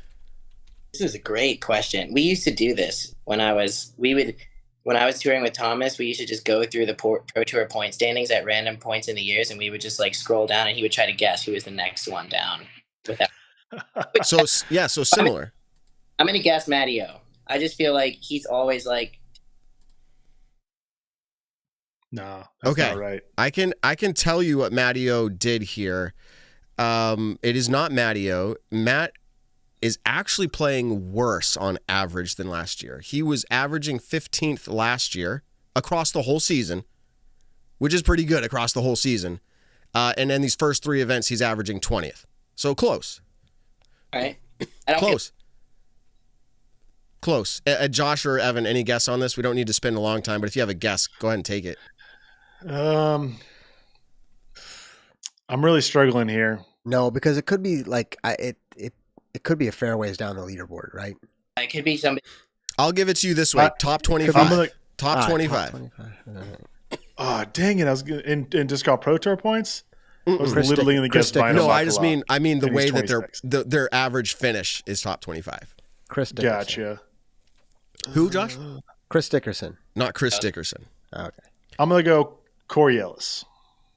Chris Dickerson was close, by the way. He's averaging better this year. That was going to be a fun question I was going to ask you is, does Chris Dickerson feel like he's averaging better? But let me go to Corey Ellis. It is not Corey Ellis. Corey Ellis, fun fact, last year he averaged 28th place all season. In these first 3 events, he's already averaging 15th. Ah, shoot, way better. But Well, good for him. But I don't count him necessarily in some of these stats I'm looking at because he's only played 2 events this year. I'm trying to keep it to the people who've done 3, so we get kind of a better average. But here's That means the I get answer. a new guest for free, right? Yeah, exactly. Here it is. Bradley Williams. Do you see him as a Mr. Consistent? Yes. Yeah. Absolutely. 22nd place average all last year. In the first 3 events this year, he's averaging 22nd. So Yeah. I mean, the key to this is to not have the blow up events because I think that's what we're seeing with these low finishers. I mean, you're going to have the less events you have, the more chance a single one is going to, or not the more chance, it is going to have more of a weight. A single one's going to have more of a weight because you have less events to average it to. So just one, 85th place is going to lower your average a lot compared to an 85th place through a season of top 50s. So it kind of feels right. And it also feels like just this year, already so quickly with 3 MPO events, 4 FPO events, you're just getting players who are just appearing way down the leaderboard just so easily. And you're just like, how are they that low? I mean, what did Simon say after Waco? Said he didn't even feel like he played bad. He just was all the way down in 70 something place. And so that's really what it feels like lately. But we all have to just understand there is a lot more luck involved in disc golf successful rounds than most people would like to admit. Me and Simon at Waco, because I was staying with him that week, we sort of came up with what we thought was the perfect percentages that go into a good round. We decided that it takes 35% physical skill, 40% mental skill, and 25% luck to have a good, that's the average to create a good round. Sometimes you need more good luck, sometimes less luck, but on average, that's in order to Pro Tour. And literally millimeters on multiple tee shots cost you 5 or 6 strokes. I mean, I threw the first round of Waco, I threw 29 shots to get my 7 birdies, and in 3 throws, I gave it all away. 3 shots. So that's how close it can be to being good. It is not that far off. And I've been on those lower cards down on the Disc Golf Pro Tour. Those guys shred. Any one of the dudes you're playing with on that second card out, they can pop off a 13 under. I mean, they're all 1,000 rated players. People don't understand just how much more insane people get on tour. Every week. I mean, you look around at the RVs in the parking lot, I don't recognize half of them from 5 years ago. And most of those RVs are housing 10, 20 plus rated players. yeah. Hey, because you know the side of me as a producer and you've done a lot of production, your audio is okay most of the time, but I think it's doing this echo cancellation thing. So if we talk at all, it's cutting you off. It's possible maybe turning your volume down just a little bit. I don't know if you have it cranked or not. Doesn't I don't know. I don't know if he'll fix it. While he does that whole percentage calculation reminds me that this is 10% luck, 20% skill. It's 15% concentrated power of will, 5% pleasure, 50% pain. Wow. Yeah, Anyway. keep on going. Let's 100% reason to remember the name. We're getting the ads Here we are, revoked on rapping. our channel. They're saying we're I didn't sing it good enough for them to pick it up. So then over on FPO, because I don't want to leave them out, this is similar, but right about 50% of the players, when I say it this way, 14 FPO players are playing better than their average last year. 14 players have moved up saying, I'm going to play better than I did last year. And 15 are playing worse. So it's kind of like a swap of some sort. And you can look at that pretty easily with just some really well notable names, including... And this is tour card holders who have played all 4 events? Yeah, or at least 3. At least 3 of the events. Cool. And one of those names is Kristen Tatar. Now, that's only by 1 place. We're talking second to third, so that doesn't really matter much. But that's part of this. Paige Pierce, Katrina Allen, all these players that are notable, but then you have others that are playing up above that. Again, like we just interviewed Cadence. So here's a few names. Speaking of all these averages, these are some of the notables. Here's 4 notable MPO players this year who are performing better. What was that, Josh? FPO? You said MPO. No, we just did FPO as the intro here, but we're going into MPO and then we'll go to FPO. So AB, Anthony Barella. By the way, this could be horrible and people could cringe at this, but you know that song Umbrella by, is it Rihanna? Who is it? Rihanna. So it works. It's Anthony Barella, Ella, A, B, B, Anthony Barella. Live chat, who did it better, my lyrics or Matt's lyrics? Anyway.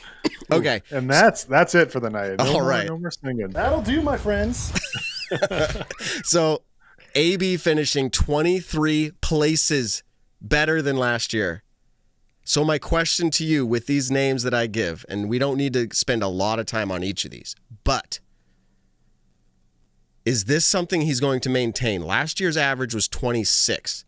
How confident do you feel that he will finish better average than 26th place this year? Pretty confident. Better than 26, I think. That's the question. He's pretty set to do. I mean, last year he had some bad finishes mixed in. I mean, I think he was second to last at MVP Open. He had a 1 or 2 outside 50ths, which I mean, I'm not trying to say that he'll never finish, a bad event ever again. But I feel like he's got his mojo, and it's going to last at least long enough that even if he has a few bad finishes, I think he'll be better than he was last by average finish. And of course, getting the win definitely means better than last. Absolutely. And we're bringing Nick Carl into the conversation now. He is here. Hello, everybody. Oh, Nick, it looks like it's been a day. Looks It's great. been a day. Long one, but it's been good. Just sucks being late to the podcast. So apologies, but you guys are having great conversation. Hey, So less than keep it 90 going. minutes. Nice job. Yeah, We're going to start I know, right? paying you in jerky. No, Seriously. just kidding. Just Not kidding. even, wouldn't even be mad. Did you hear the conversation we just started about AB? Yes. Do you think he's going to I finish think- better on average? Is he going to have a Yeah. better? This was your pop player of the year pick, I Yeah. think. Ooh. So you really so far, believe he's he's going to popping finish better? off. Yeah, he Yeah. is. He's averaging 3. Last year was 26. You feel pretty confident he's going to finish better than a 26th place average this year. Yeah, I think realistically, AB finishes in the top 10 throughout the year. I wouldn't be surprised if it's in that 4 to 8 range, and then if somehow keeps the momentum that he has going right now, that 3 to 4 I think would be pretty ideal for him. But 4 to 10, 5 to 10, I think is pretty fair to be confident in. Across the first 3 events, averaging 3rd. That's pretty good. Let's go to another pretty name. awesome. And we can pass this around here a little bit. Jakub Simerod. Ready? Finishing 24 places better than last year already across the 3 events. Notably, it stands out to me his putting that made it viral. I think it was like a 7 putt or something out there in Europe, which is like unfortunate that happens to anybody. But to come out this year and to put on a performance where he's averaging much better. Now, last year he was averaging 40th place, so 24 places better than that is 16th, if my math's right. As Evan said, live math. So do you think he's going to continue on this and finish better than 40th place average? How do you feel about Jakub? I think with Jakub, it's a little tough to say because we haven't seen, an insane amount of him obviously good start to the season for him, averaging that much better than what he was last year. But long season ahead, I think he could fluctuate whether he's going to average. I think he'll average better than he did last year, but not by a significant amount. Like you're saying, 26 places already better this year. I think that could fluctuate whether it's 10 to 20 places better. I think it's a win to finish better at all. What do you think, Joey? Yes. He's going to Europe too. That's the other big thing. So like those finishes are going to look way higher because he's going to be playing a lot of European Elite Series events, and that will like push him closer to those top 15 finishes. I mean, so I was with Jakub, like, and also he goes by Kuba as his nickname. Kuba. That's all Jakub by Kuba. But he was like right there. I mean, he played most of the rounds on the Euro Tour last year with Paul. So he was like lead card. I mean, he was second at the Pro Forester, and then I filmed that, whatever we want to call that, on hole 617 of Skellefteå, and that one was bad because he is a staggered stance putter. Nice. Of those road ties, he had to straddle every single one of those putts, and he's not a straddle putter, so he just like kept doing the same miss. But I think that like if he was on the American Tour, maybe slightly less sustainable to be that high up consistently, but because he's playing a lot of European events, I think that average finish might stay near 20. Let me ask Evan of Statmando, because you have the stat zone for MPO 2023, and I think that includes elite and majors is what that stat zone does. Did that include European ones, or because that's where I got these averages for Jakub? So it's what has the tier designation of Elite Series. So as Joey's getting to this year, there's going to be several European events with the Elite designation. Last year, there's just one being Elite, with the second being a major. Okay. So PCS was Elite. So Joey, were you telling me how many? Was that 5? 5. Yeah, there's Swedish Open, Turku, Copenhagen. There's more than 5. Krokel, Estonia. Maybe there's 5 plus the major. It's all the Disc Golf Pro Tour Europe events. They also will have silver events with that I'm almost positive won't be elite designation. They won't be that ES.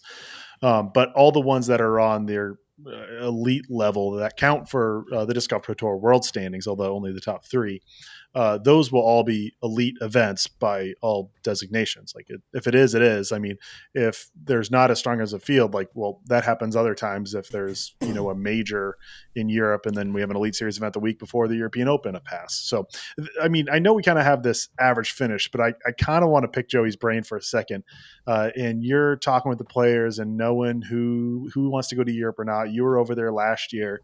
It feels like a lot of the top players do want to go over to Europe for an extended stretch. So we're going to see them head over, maybe not for the first, Disc Golf Pro Tour Europe event, but the next few leading up to the European Open, which might leave those last few North American Elite Series events more thin, although it might have a bigger depth, but not thinner at the top maybe. But I'm curious what you've heard and kind of what you feel about that. I mean, from what I can understand, the push to Europe definitely comes from the touring veterans, the guys who have money, the guys who have made it, and the guys who are a little burned out on the Midwest, like summer swing, right? I mean, like the Paul McBeths of the tour are like the young dudes who are coming up.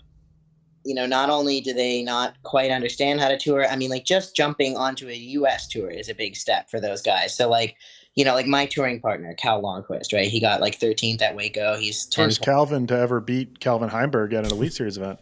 He is going to be a problem for a lot of people this year. But basically, for him, it's already a big step to jump onto the U.S. tour. And like whether he should be in Europe or not, based on his skill, like he's not going to go because he can play all those American pro tours and he can just eat points because there's nobody there, right? So like, those points are going to be way more lucrative. I'm curious to see, more so I'm curious to see how many people play Ledgestone, because that's such a quick turnaround, and because it's only 4 rounds at Eureka, like that is going to deter a lot of people from going. But it's got the money. Right, so that's what I'm saying. the veterans, the guys who have the money, the guys who have done the tour, those are the guys who are looking at Europe like, yes, I want to go do this because it's new, it's exciting, it's a new fan base, it's a new market, and obviously that side of the sport is growing. And it's pretty cool to like fly on a plane and tell yourself that like you're doing this for your job. Like you get to travel the world, like not just like bumming around in Kansas and like other Midwest states. Like not, I'm from the Midwest. I love Minnesota. I love Kansas. But like there is something different about flying to Oslo, Norway to play a pro tour. Like that is cool to think about. And a lot of those veteran disc golfers on tour are sort of looking for that like mid-season from the burnout. I think people don't talk enough about burnout on tour. Like we are playing tournaments for 10 months out of the year. I get to go home for like 4 days total in those 10 I'll be at home. So like that burnout is real. Calvin Heimberg tells me that the number one thing that he tries to focus on every season for the past 3 seasons is not getting burned out, not stopping caring about disc golf halfway through the season because it's a grind. And so I think this Europe swing is like something that those guys look forward to.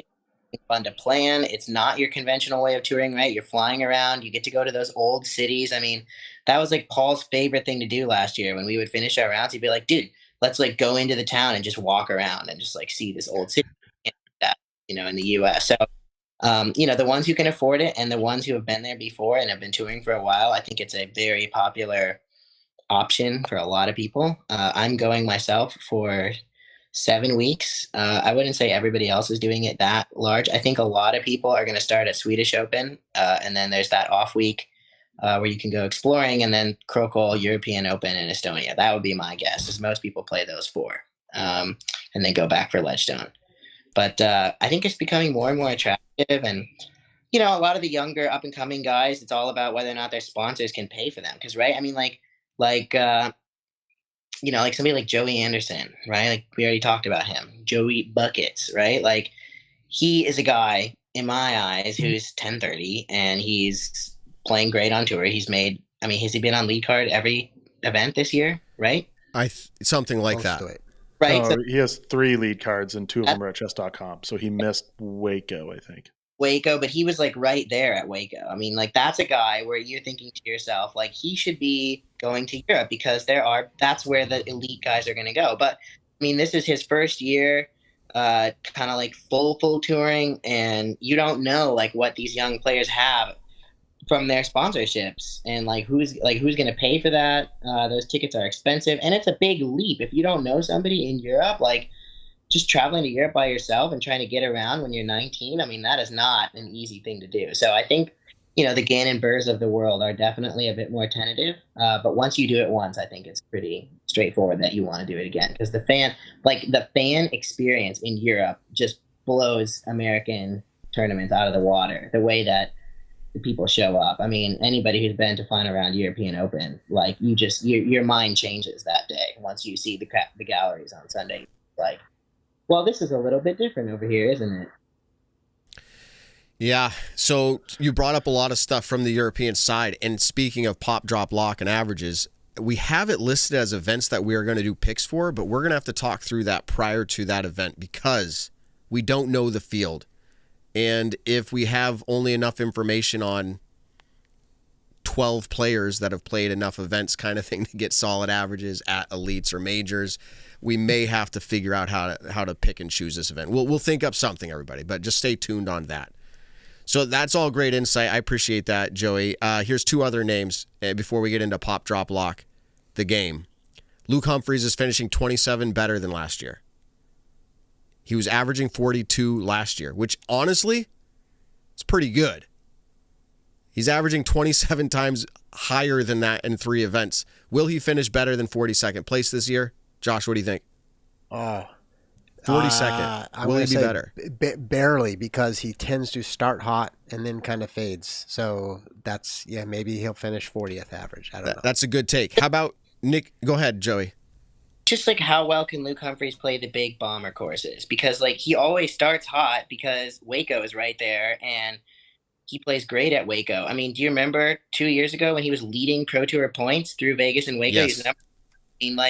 Luke Humphreys plays great at the beginning of the season because it suits his game really well. And I just he has a very unique game style, and it sets up well for a Waco type of course. But once you start to get into those big boy courses, I get worried about his ability to finish that high that consistently, just because of like how much better he's going to have to be playing than everybody else, like relative to his average at those big courses. I mean, he's going to be maxing out on some of those shots where, you know, Calvin's and the ABs are throwing pretty stock shots there. How about Nicholas Antila? Averaged 18th last year. Not a slouch. Had some big showings. He's finishing 14 places better on average already. So that would be 4th place average this year already. Is he going to finish better than 18th average? I would like to think so easily. Anybody disagree? Yeah, I'll say yes. I think so. I will say yes, but just to acknowledge, like, those margins are so tight, meaning at that high, like averaging 18th is no slouch, as you said. So it's like, I think he'll beat 18th, but like that's means I think he's awesome.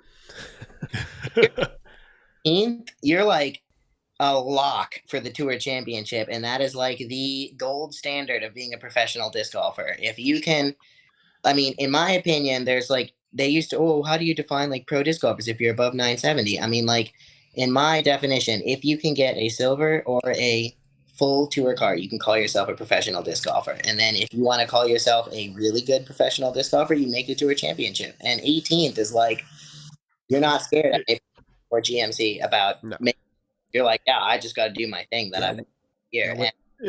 Well, one, he's a lock-in because he won Austin. Assuming it's the same rules as last year. Actually, I don't know if I know that for sure, but I would assume it would be.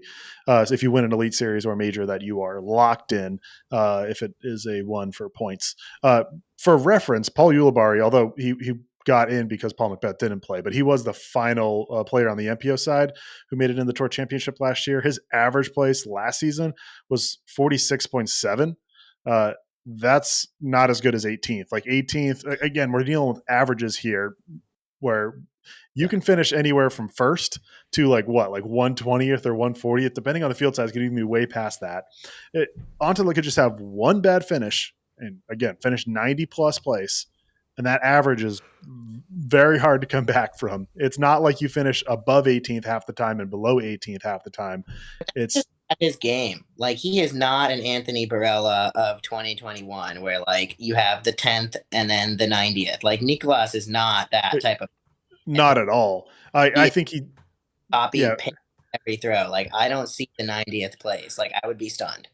I actually, I'm gonna look it up right now and figure out what his worst place is in his career. It would throw him off. It's that low. Yeah, it would throw him off. But to this point, I don't think he's going to actually place outside of 18th, being his average as last year was. I think he's doing much better. Moving on, because we have not very much time left to get through all of this and our picks, which people are going to jump in when they hear this and submit their picks.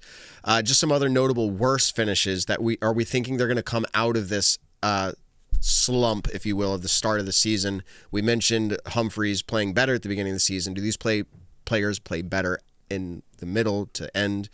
Brody Smith, we already know some of his storyline. He's made it public how he's felt, but he's finishing 35 places worse than last year's average. So last year's average was 50th. He is now averaging 85 on 3 events. That's worse than someone in this podcast room. Nick Carl? Yeah. I'm just joking. So, Brody Smith, little. No, that's sorry, Joey. I was making a joke with Nick. Yes, I know Joey was talking about himself. I will give a sneak peek to Pop Jock Lock. Brody Smith is my pop pick. I think he's going to come back from that. Now, am I going to say that Brody's a lock for finishing 25 or better throughout the season? Like, I don't know about that, but I think it's clearly he is a better player than he is right now.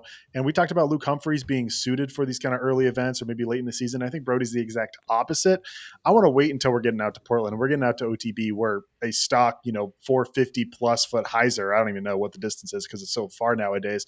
Brody's pushing that tier. And so I want him when he is hitting those events, which Texas State's, I'm trying to remember the course from last year, but I feel like there's a lot of airspace. It's kind of managing OB. So I played it today.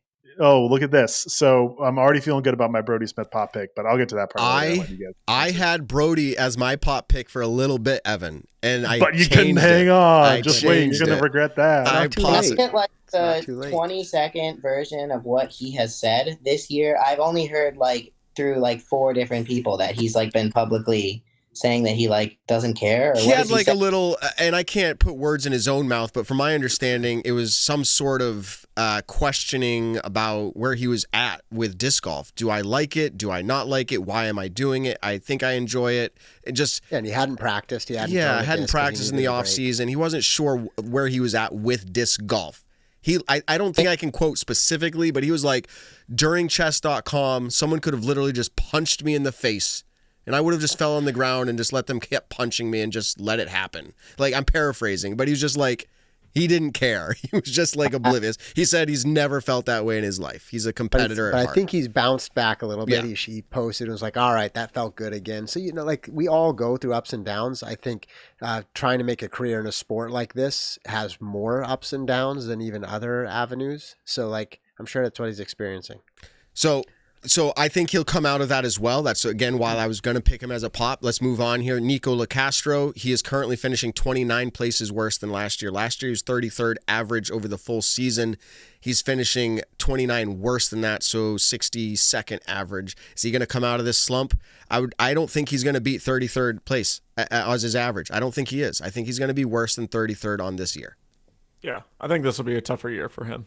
Yeah, I think he'll finish better than where he is right now, Yes. for sure, Yes. but not last year. Yes. I think time is divided away from playing disc golf right now with that property that he's working on. And I mean, it is not easy to do other things and play disc golf, as we've watched. Like, there's lots of guys who do multiple things, but I mean, like the moment, in my eyes, the moment Paul McBeth What's that started shirt you're wearing? right. Paul McBeth Right. Foundation. Right. And babies and your career and then trying to perform at a high level. All of that combined, let's move to him. He's finishing 35 places worse than last year. 35 places worse. And last year he was averaging 11th. Pretty fantastic. And he's currently averaging 46th place on tour in 3 events. This is the easiest answer of all time. Like, my answer is yes, Yeah. he's finishing better. I'm done. Yeah. Better You guys can than, talk. he's finishing better than 11th place average. Oh, you're saying better than he are is you right finishing now. better than last year? Of course he's going to Like finish finishing- better than he is yeah. now. The question is, he's going to finish better Okay. than his average last year. Ooh, 11's a tough one because I don't know how many players would even average 11th or better. So I don't think it's a Paul It was McBeth question. him. I think it's a field question. Isn't it funny that like we're sitting here in 2024 wondering whether or not Paul McBeth is going to average 11th place? Like, Yes. what are we Yeah. living? Like, it is funny because I've talked to him a lot about this over the last like couple of years, and I mean, he basically has told me that like since COVID, he doesn't feel like he's the same player because of that huge pause in competition that I don't think he had for 15 years of playing disc golf. There was just this like, big chunk where we didn't play tournaments, and he said that really messed up his game a lot more than he realized, I think, and it took him a couple of years to sort of understand like what that did to it. And man, I mean, I want to believe that he has a fire under him and that he is like hearing the hate and the washed up comments, and he's going to like come storming back and show us, the Paul McBeth that he can be. And I think that is going to happen.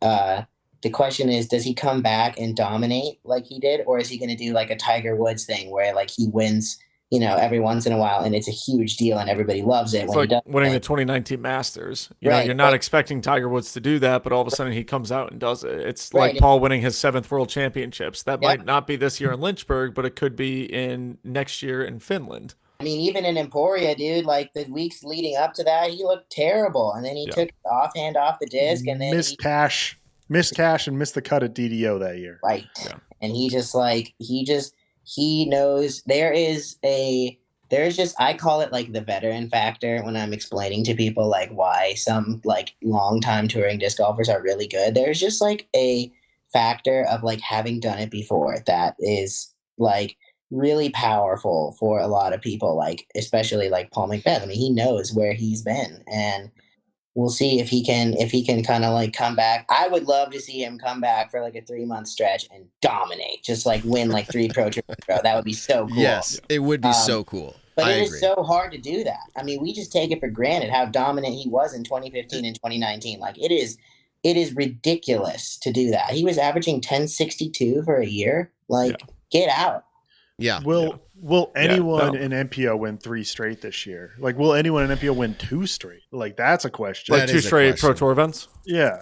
Yeah, I think the era of dominance in our sport is gone. Like, we're not going to see another Paul McBeth. We're not going to see another Ricky Wysocki. I think that kind of era of, back-to-back world championships, stuff like that, I think is, especially, Paul winning 4 in a row.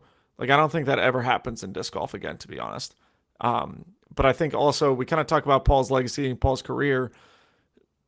Paul's at a point where winning an Elite Series event is good. It's, shows that he's still with us in the sport as a competitor. But at the same time, like, Paul's focuses have always really, especially been on the majors. And so we've always seen him kind of, 2023 Worlds was his first Worlds that was outside of being the top 2 in the field. I mean, how many years straight? We had 10 years straight of Paul finishing in the top 2 at a world championship.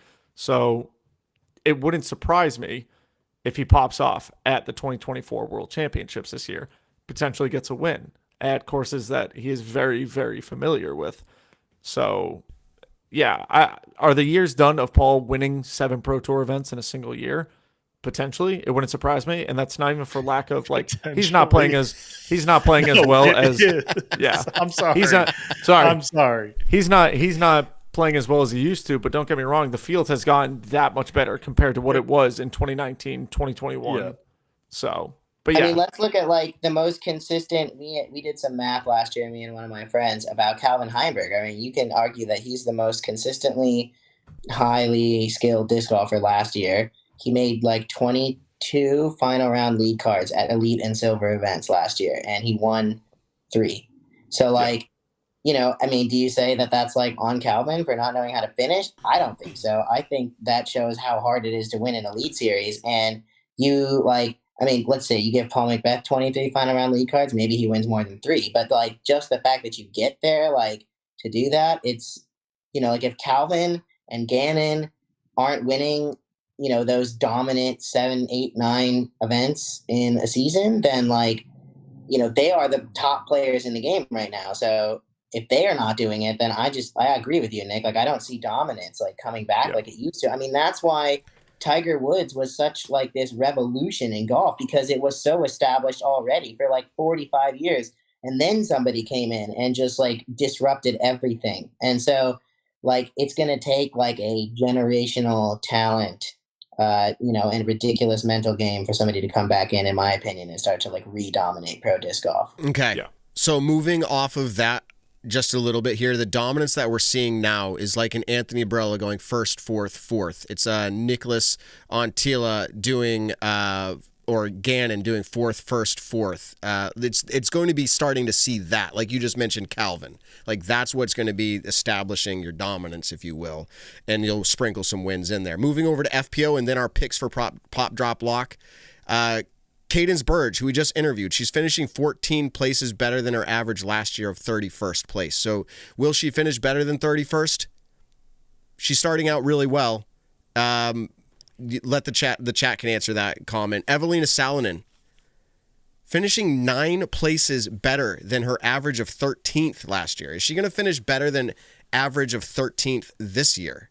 Absolutely. Yeah. Absolutely. Have you seen how much her putting has changed? I mean, she like looks like she's going to actually make a putt when she steps up on the green now. Yeah. It's amazing. It's unbelievable. I mean, that little switch is like instant top 5 player in the world. All right. We've all said it. It's her putting that holds her back. I mean, she's easily one of the best FPO throwers in the game. Yeah, and I understand what the comments were just made, but it's still holding her back. So that's how good she could be. It is. Yeah. Okay. And then Rebecca Cox, finishing 10 places better than her average of 24th last year. So will she finish better than 24th place average this year? How do you feel? I think so. So she's finishing 14th average now. She'll have to keep that up somewhat to do better. But I think I was going to pick her for one of my picks this week too. I don't know if I ended up doing it. I'll have to remind myself. And then finally. It's really, Well, it's really incredible what we're seeing of Rebecca Cox, because she came onto the scene a while ago. I don't have it in front of me of what years she was first coming on and first looking really good in this next up and coming player. And then it's been everyone else just coming onto the scene, just like we've been talking about the last half hour, and just a stacked field. But here she is now just taking that next leap up. And she was looking, maybe not in the driver's seat, but she was one stroke back after first round. She was right there pretty much throughout the whole event, looking real great. And so that's really cool to see her kind of, back to this kind of top form that she looked like. And I don't know early on. How much she spent these, like, those, kind of when we saw her come up 2018, 2019, right? And, her dad's big in that kind of Dayton, Ohio area. But, like, she spent a lot of years working on her form. I mean, she did some serious form stuff. And that is a very scary endeavor as a pro disc golfer, to like break down your form. I did it this off season, and it worked out really well, actually. But like, man, can it go wrong sometimes? Very quickly. And I don't know if it went wrong for her, but I feel like it was definitely a long stretch of time where she was more concerned about like getting her form where she wanted it and less concerned about like where she was placing. And maybe now she has that. I don't know. I'd have to ask her. It's the one step back, 2 steps forward. I agree. When I saw her come out, it was either last year or the year before with a totally changed form. I was blown away. And so that speaks volumes of her work ethic there. We know Katrina Allen is working very hard on her form as well. Something went off and she's been working hard on it as well. I'm going to give you 3 names as we wrap up this conversation on these players, and I just want you to tell me which one you think has the most likelihood of beating this slump, if you want to call it 3 events in. I recognize with this whole conversation, 3 events is all we're talking about, but it's just a trend set here at the beginning of the season. 3 names, which one's going to come out of the slump most likely? Jennifer Allen, she's placing 15 worse than last year, 17th worse than last year. Jessica Weiss finishing 17th worse than last year. Or Madison Walker, who is finishing 29 places worse than last year on average already. Which one of these 3 players do you see most likely going to come out of this slump? Jen Allen. But did she get out enough? Did she play enough tour events? I don't think so. That's why like hers is kind of tough, because I don't know how many pro tour events she's actually going to play this year to really fluctuate that. Now she's doing the grit discs, all the Masters events as well, and yeah. I mean, those are 3 tour veterans who are, in my eyes, unfortunately being succumbed to the insane growth in skill in the FPO field. Like, yes. I mean, you think MPO skill is getting better? I mean, look at FPO.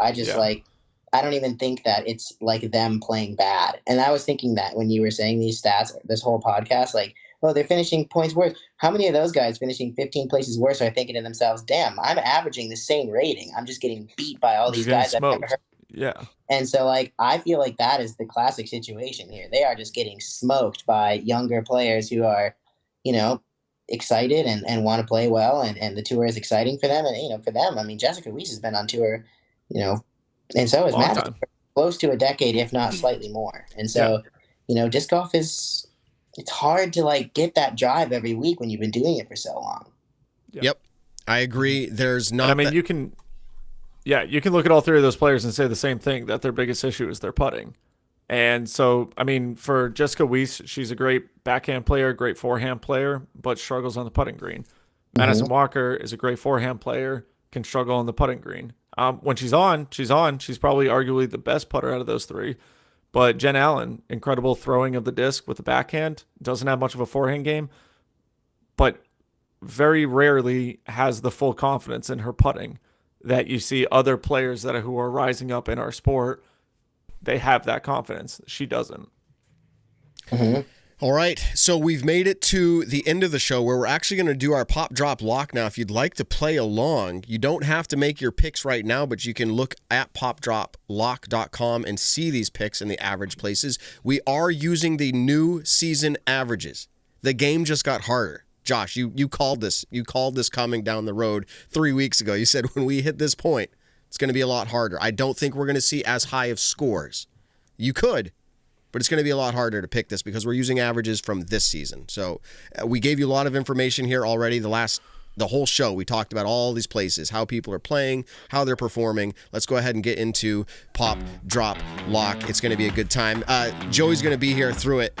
but he's not making the picks tonight. We're going to put Ben's up.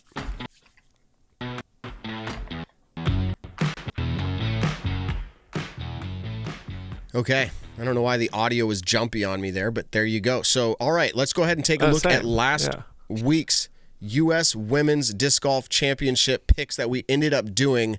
Let's go ahead and put up points here to see how the results came to be. I don't have our FPO picks up there. Oops, we're going to put Josh's picks up there. Sorry about that.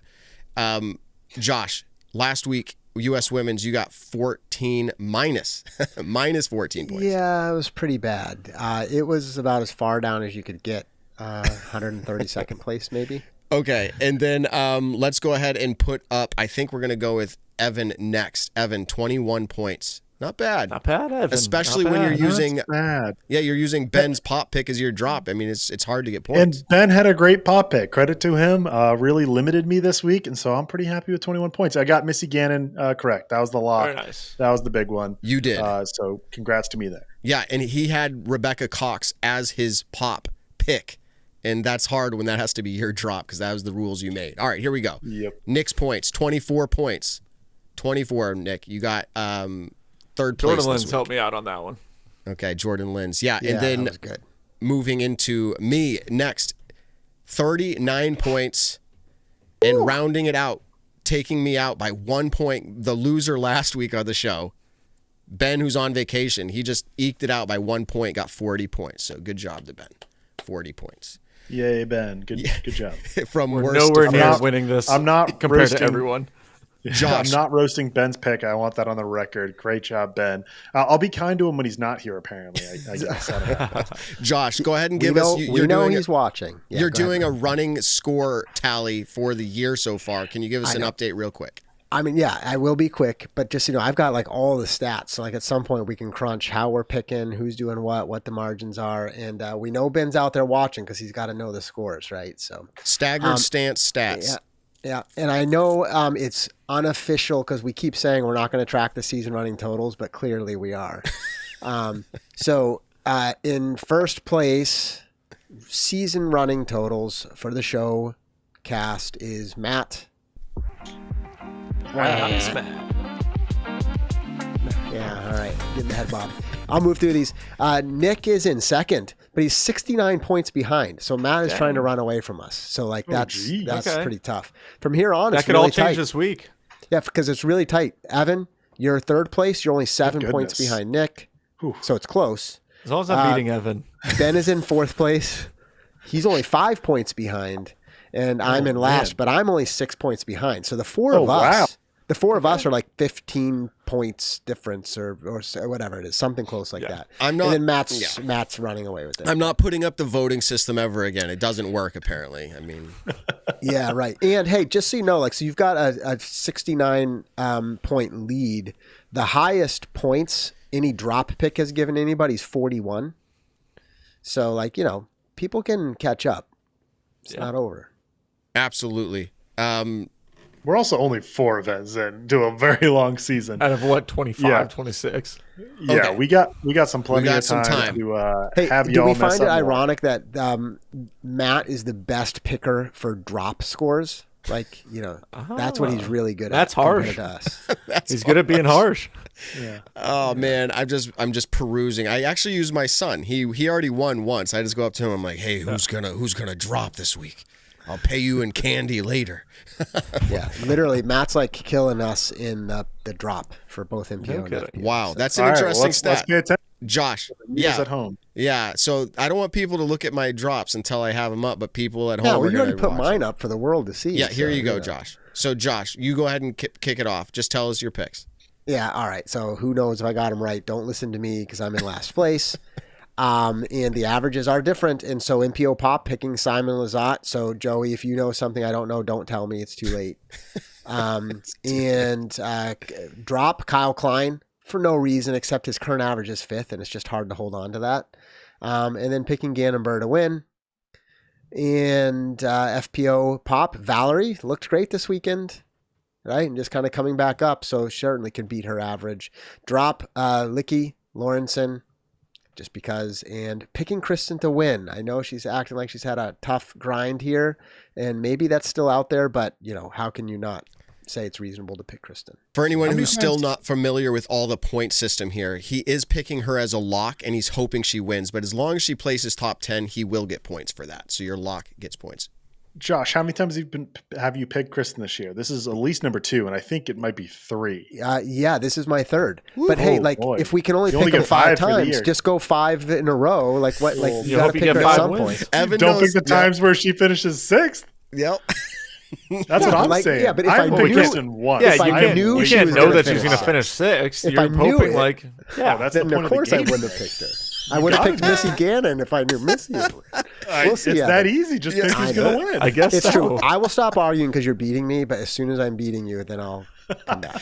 There is a strategy to be had here. Without being able to pick Kristen Tatar after you use her up. Meanwhile, I'll have 5 times to use Kristen Tatar whenever I want.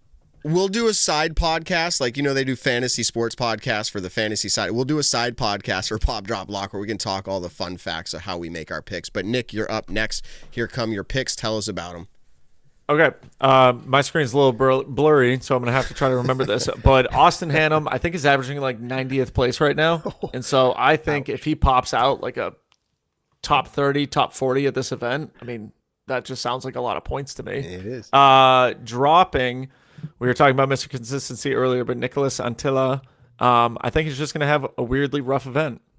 And then locking it, Calvin Heimberg, because that is, I don't know, just his time to shine. And then Eliezra Mittling for my pop-off. I think she's a baller player, and I think she's going to finish strong out here in Texas. Hannah Blomroos being my drop. No specific reason, but then going back-to-back at big events, Missy Ganon is going to be my lock. Because I've also used up 3 Kristens, and I need to save her for Worlds. So I'm not going to sidetrack, but I'm so perplexed on the statistical reasoning of why wouldn't you just pick her for the first 5? I don't understand. So there's I don't think once. I don't think there's a bad idea of picking her 5 times. If you think she's going to win the first 5 events, which she very well skill level wise could do that, But didn't. So I want to know. So how many locks did have you you picked literally think correctly, she Evan? would not win, or because there's not a statistical reason here's unless why. you literally thought she wouldn't win? I guess let the winner speak here. I'll tell you. I mean, as in the Evan, person, who'd you pick as a lock last week?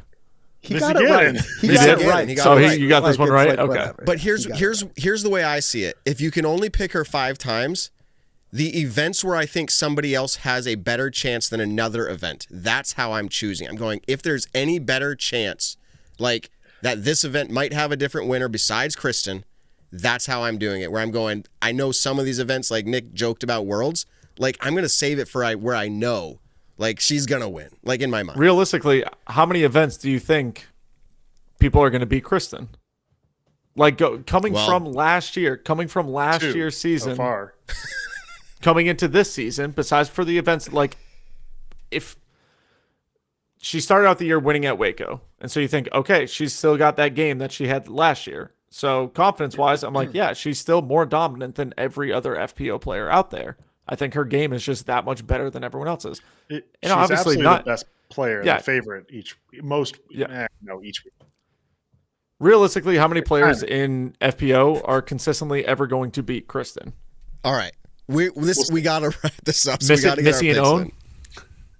All Or right, the 2. on to Matt. It's a good talking point, but we need to save it because we're already running so late. By the way, the chat's loving your addition tonight, Joey. The chat's so happy you're here. Seriously, they say it's a great addition. I love hanging out with you guys. All right, here's my picks. Don't count it. I know my son's upstairs. He says I'm waiting to hear your picks, Dad, so I can decide what to do. But I actually picked Pop. And Nick is same as you. We've done this fairly often. Nick and I picked similar. I picked Austin Hannum for my pop. My drop, there's no ill will here, but I think Adam Hammis, he's averaging pretty well this year, 14th place. I think he's going to drop. If I get any points, that's a win, obviously. And I want him to perform well. My lock is Calvin Heimberg. There's the love. I think he's a lock for top 10 easily, if not a win. He's played well here. For FPO, I don't really even know this player. But my pop pick is Danny Clydon or however you say it. Clydon. Do you think she's going to pop off? You don't know. She's averaging 42nd place right now. I just need her to do better than that. Stacy Kiefer, and drop. I think she's going to drop at this event. She's averaging really well this year. I think there's an opportunity. She's playing great right now. Yeah, she is. She is. And then my lock pick, hopefully to win it. And Josh, I'm not picking Kristen. It's Owen Scoggins. I just think if there's an event where there's other people that have a chance to win it, more likely than a different event, it's one like this. But that's just my opinion. Joey's not liking this course for Well, I mean, I just played the course today, so like this is a Kristen course. Like, isn't there 2 different courses? One for MPO, one for FPO, different parts of the property? Really? That's what it was last year. It was on the same. I think this is at a new venue, Evan. No, this is where the silver event was last year. Oh. Texas State's was. That's what I think. At this place in Houston or just outside. It was the same property, but MPO didn't they play one layout in the property and the FPO played a different one? Who knows? Here we go. Here we go. Okay, now my picks are all screwed up. I'm gonna have to redo them. No, for what it's worth, I think Owen was a lock for at least points. Here's Ben's picks. He's not here. We'll put it up for him. Try to justify them. I'll try to justify. I'll try to talk like Ben here. Okay. All right, so pop, I've got Augusta's own Braden Sides.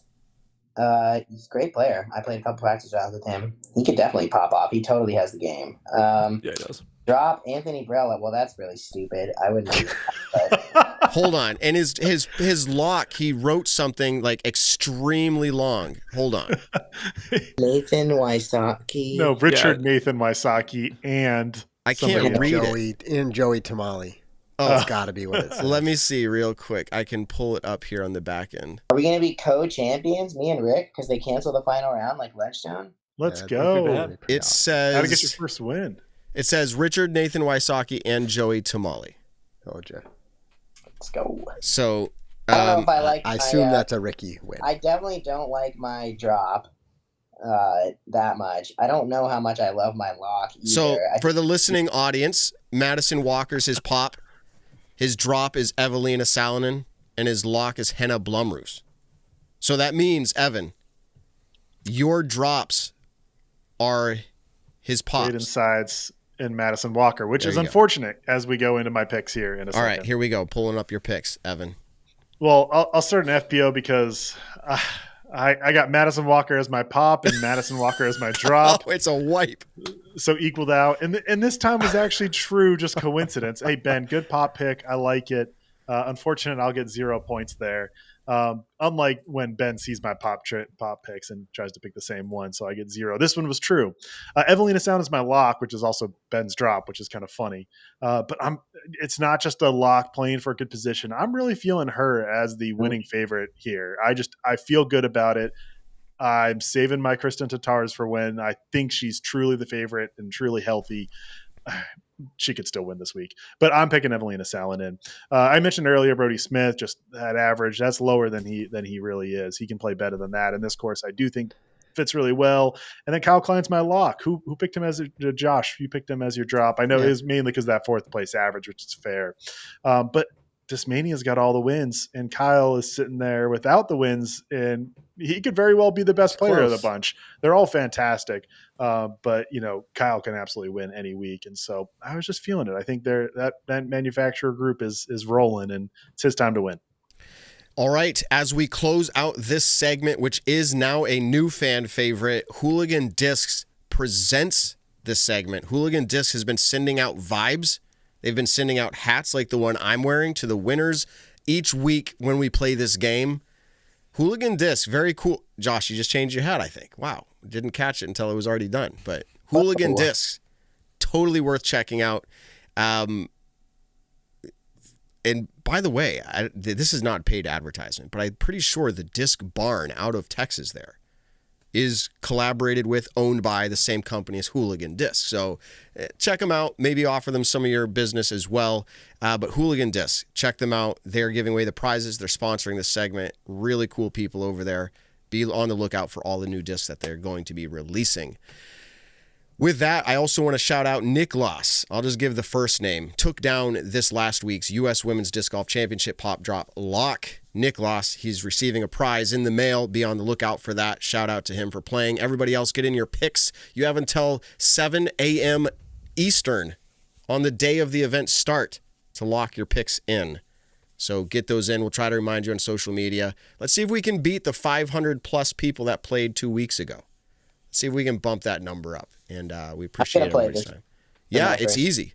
PopDropLock.com. Create an account. Sends you an email where you just confirm it, and then you make your picks.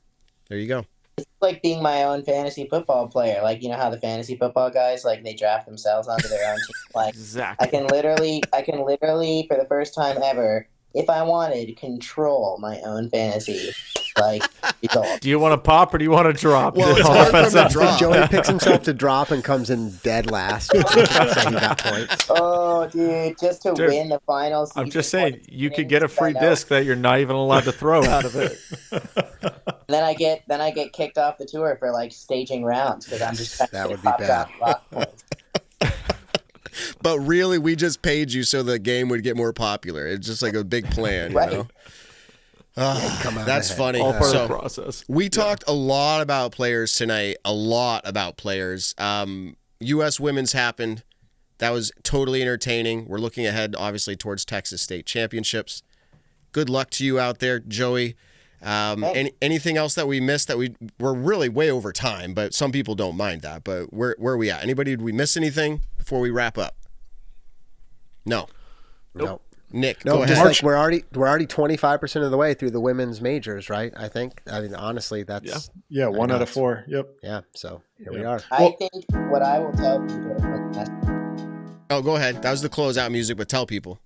Well, when people are dominant in a disc golf season, everybody gets tired of them winning. And my advice is appreciate the greatness while it lasts, because, like, I was never the biggest Tom Brady fan, but I watched the Super Bowls that he won because it is cool to see somebody that dominant. And not that she can't continue to be dominant, but what we saw from Kristen last year is unbelievable. I mean, in my eyes, it is second only to Juliana Korver's 1999 season.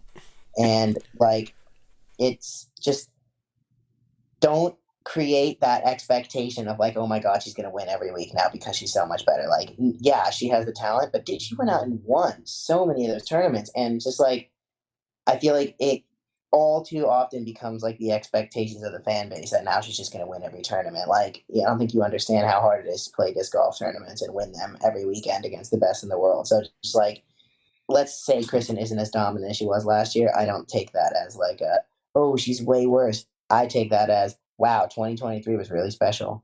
Exactly. Well said. And I want to say, because this is kind of important, we'll probably get messages on it, or Shrek, our IT guy, is going to get messages for developing this.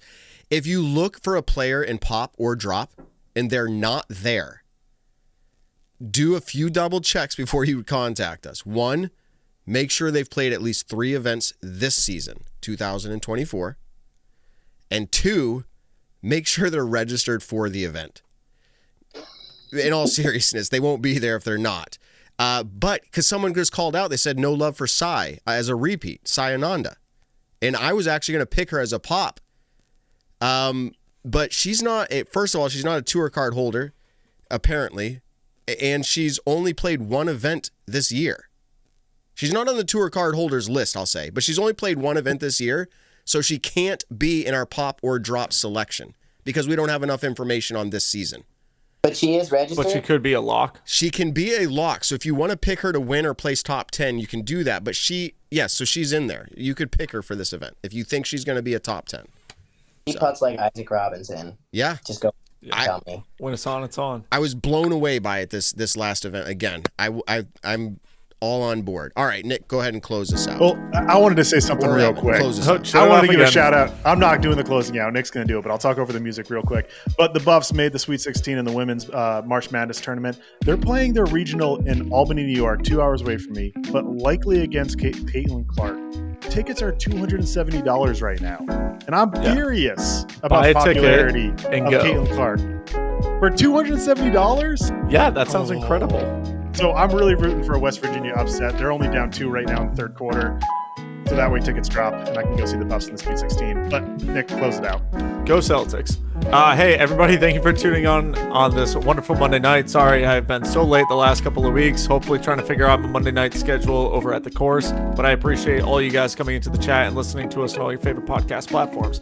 Don't forget to like, comment, subscribe on the video. And hit up that Pop, Drop, and Lock, baby. PopDropLock.com. Thank you to Disc Golf 978 and Hooligan Discs. Tell someone you love them this week. We'll catch you in the next one. Yeah, check out the graphics upgrade there. Thanks to Shrek, our developer over there. And Nick, you're awesome. Evan, you're awesome. Josh, you're awesome. Ben, you're somewhere out in the world. You know who you are. You're awesome. And Joey, thanks for joining us. You're awesome as well. Until next week, everybody, we'll see you out there. Peace out, everybody. Peace.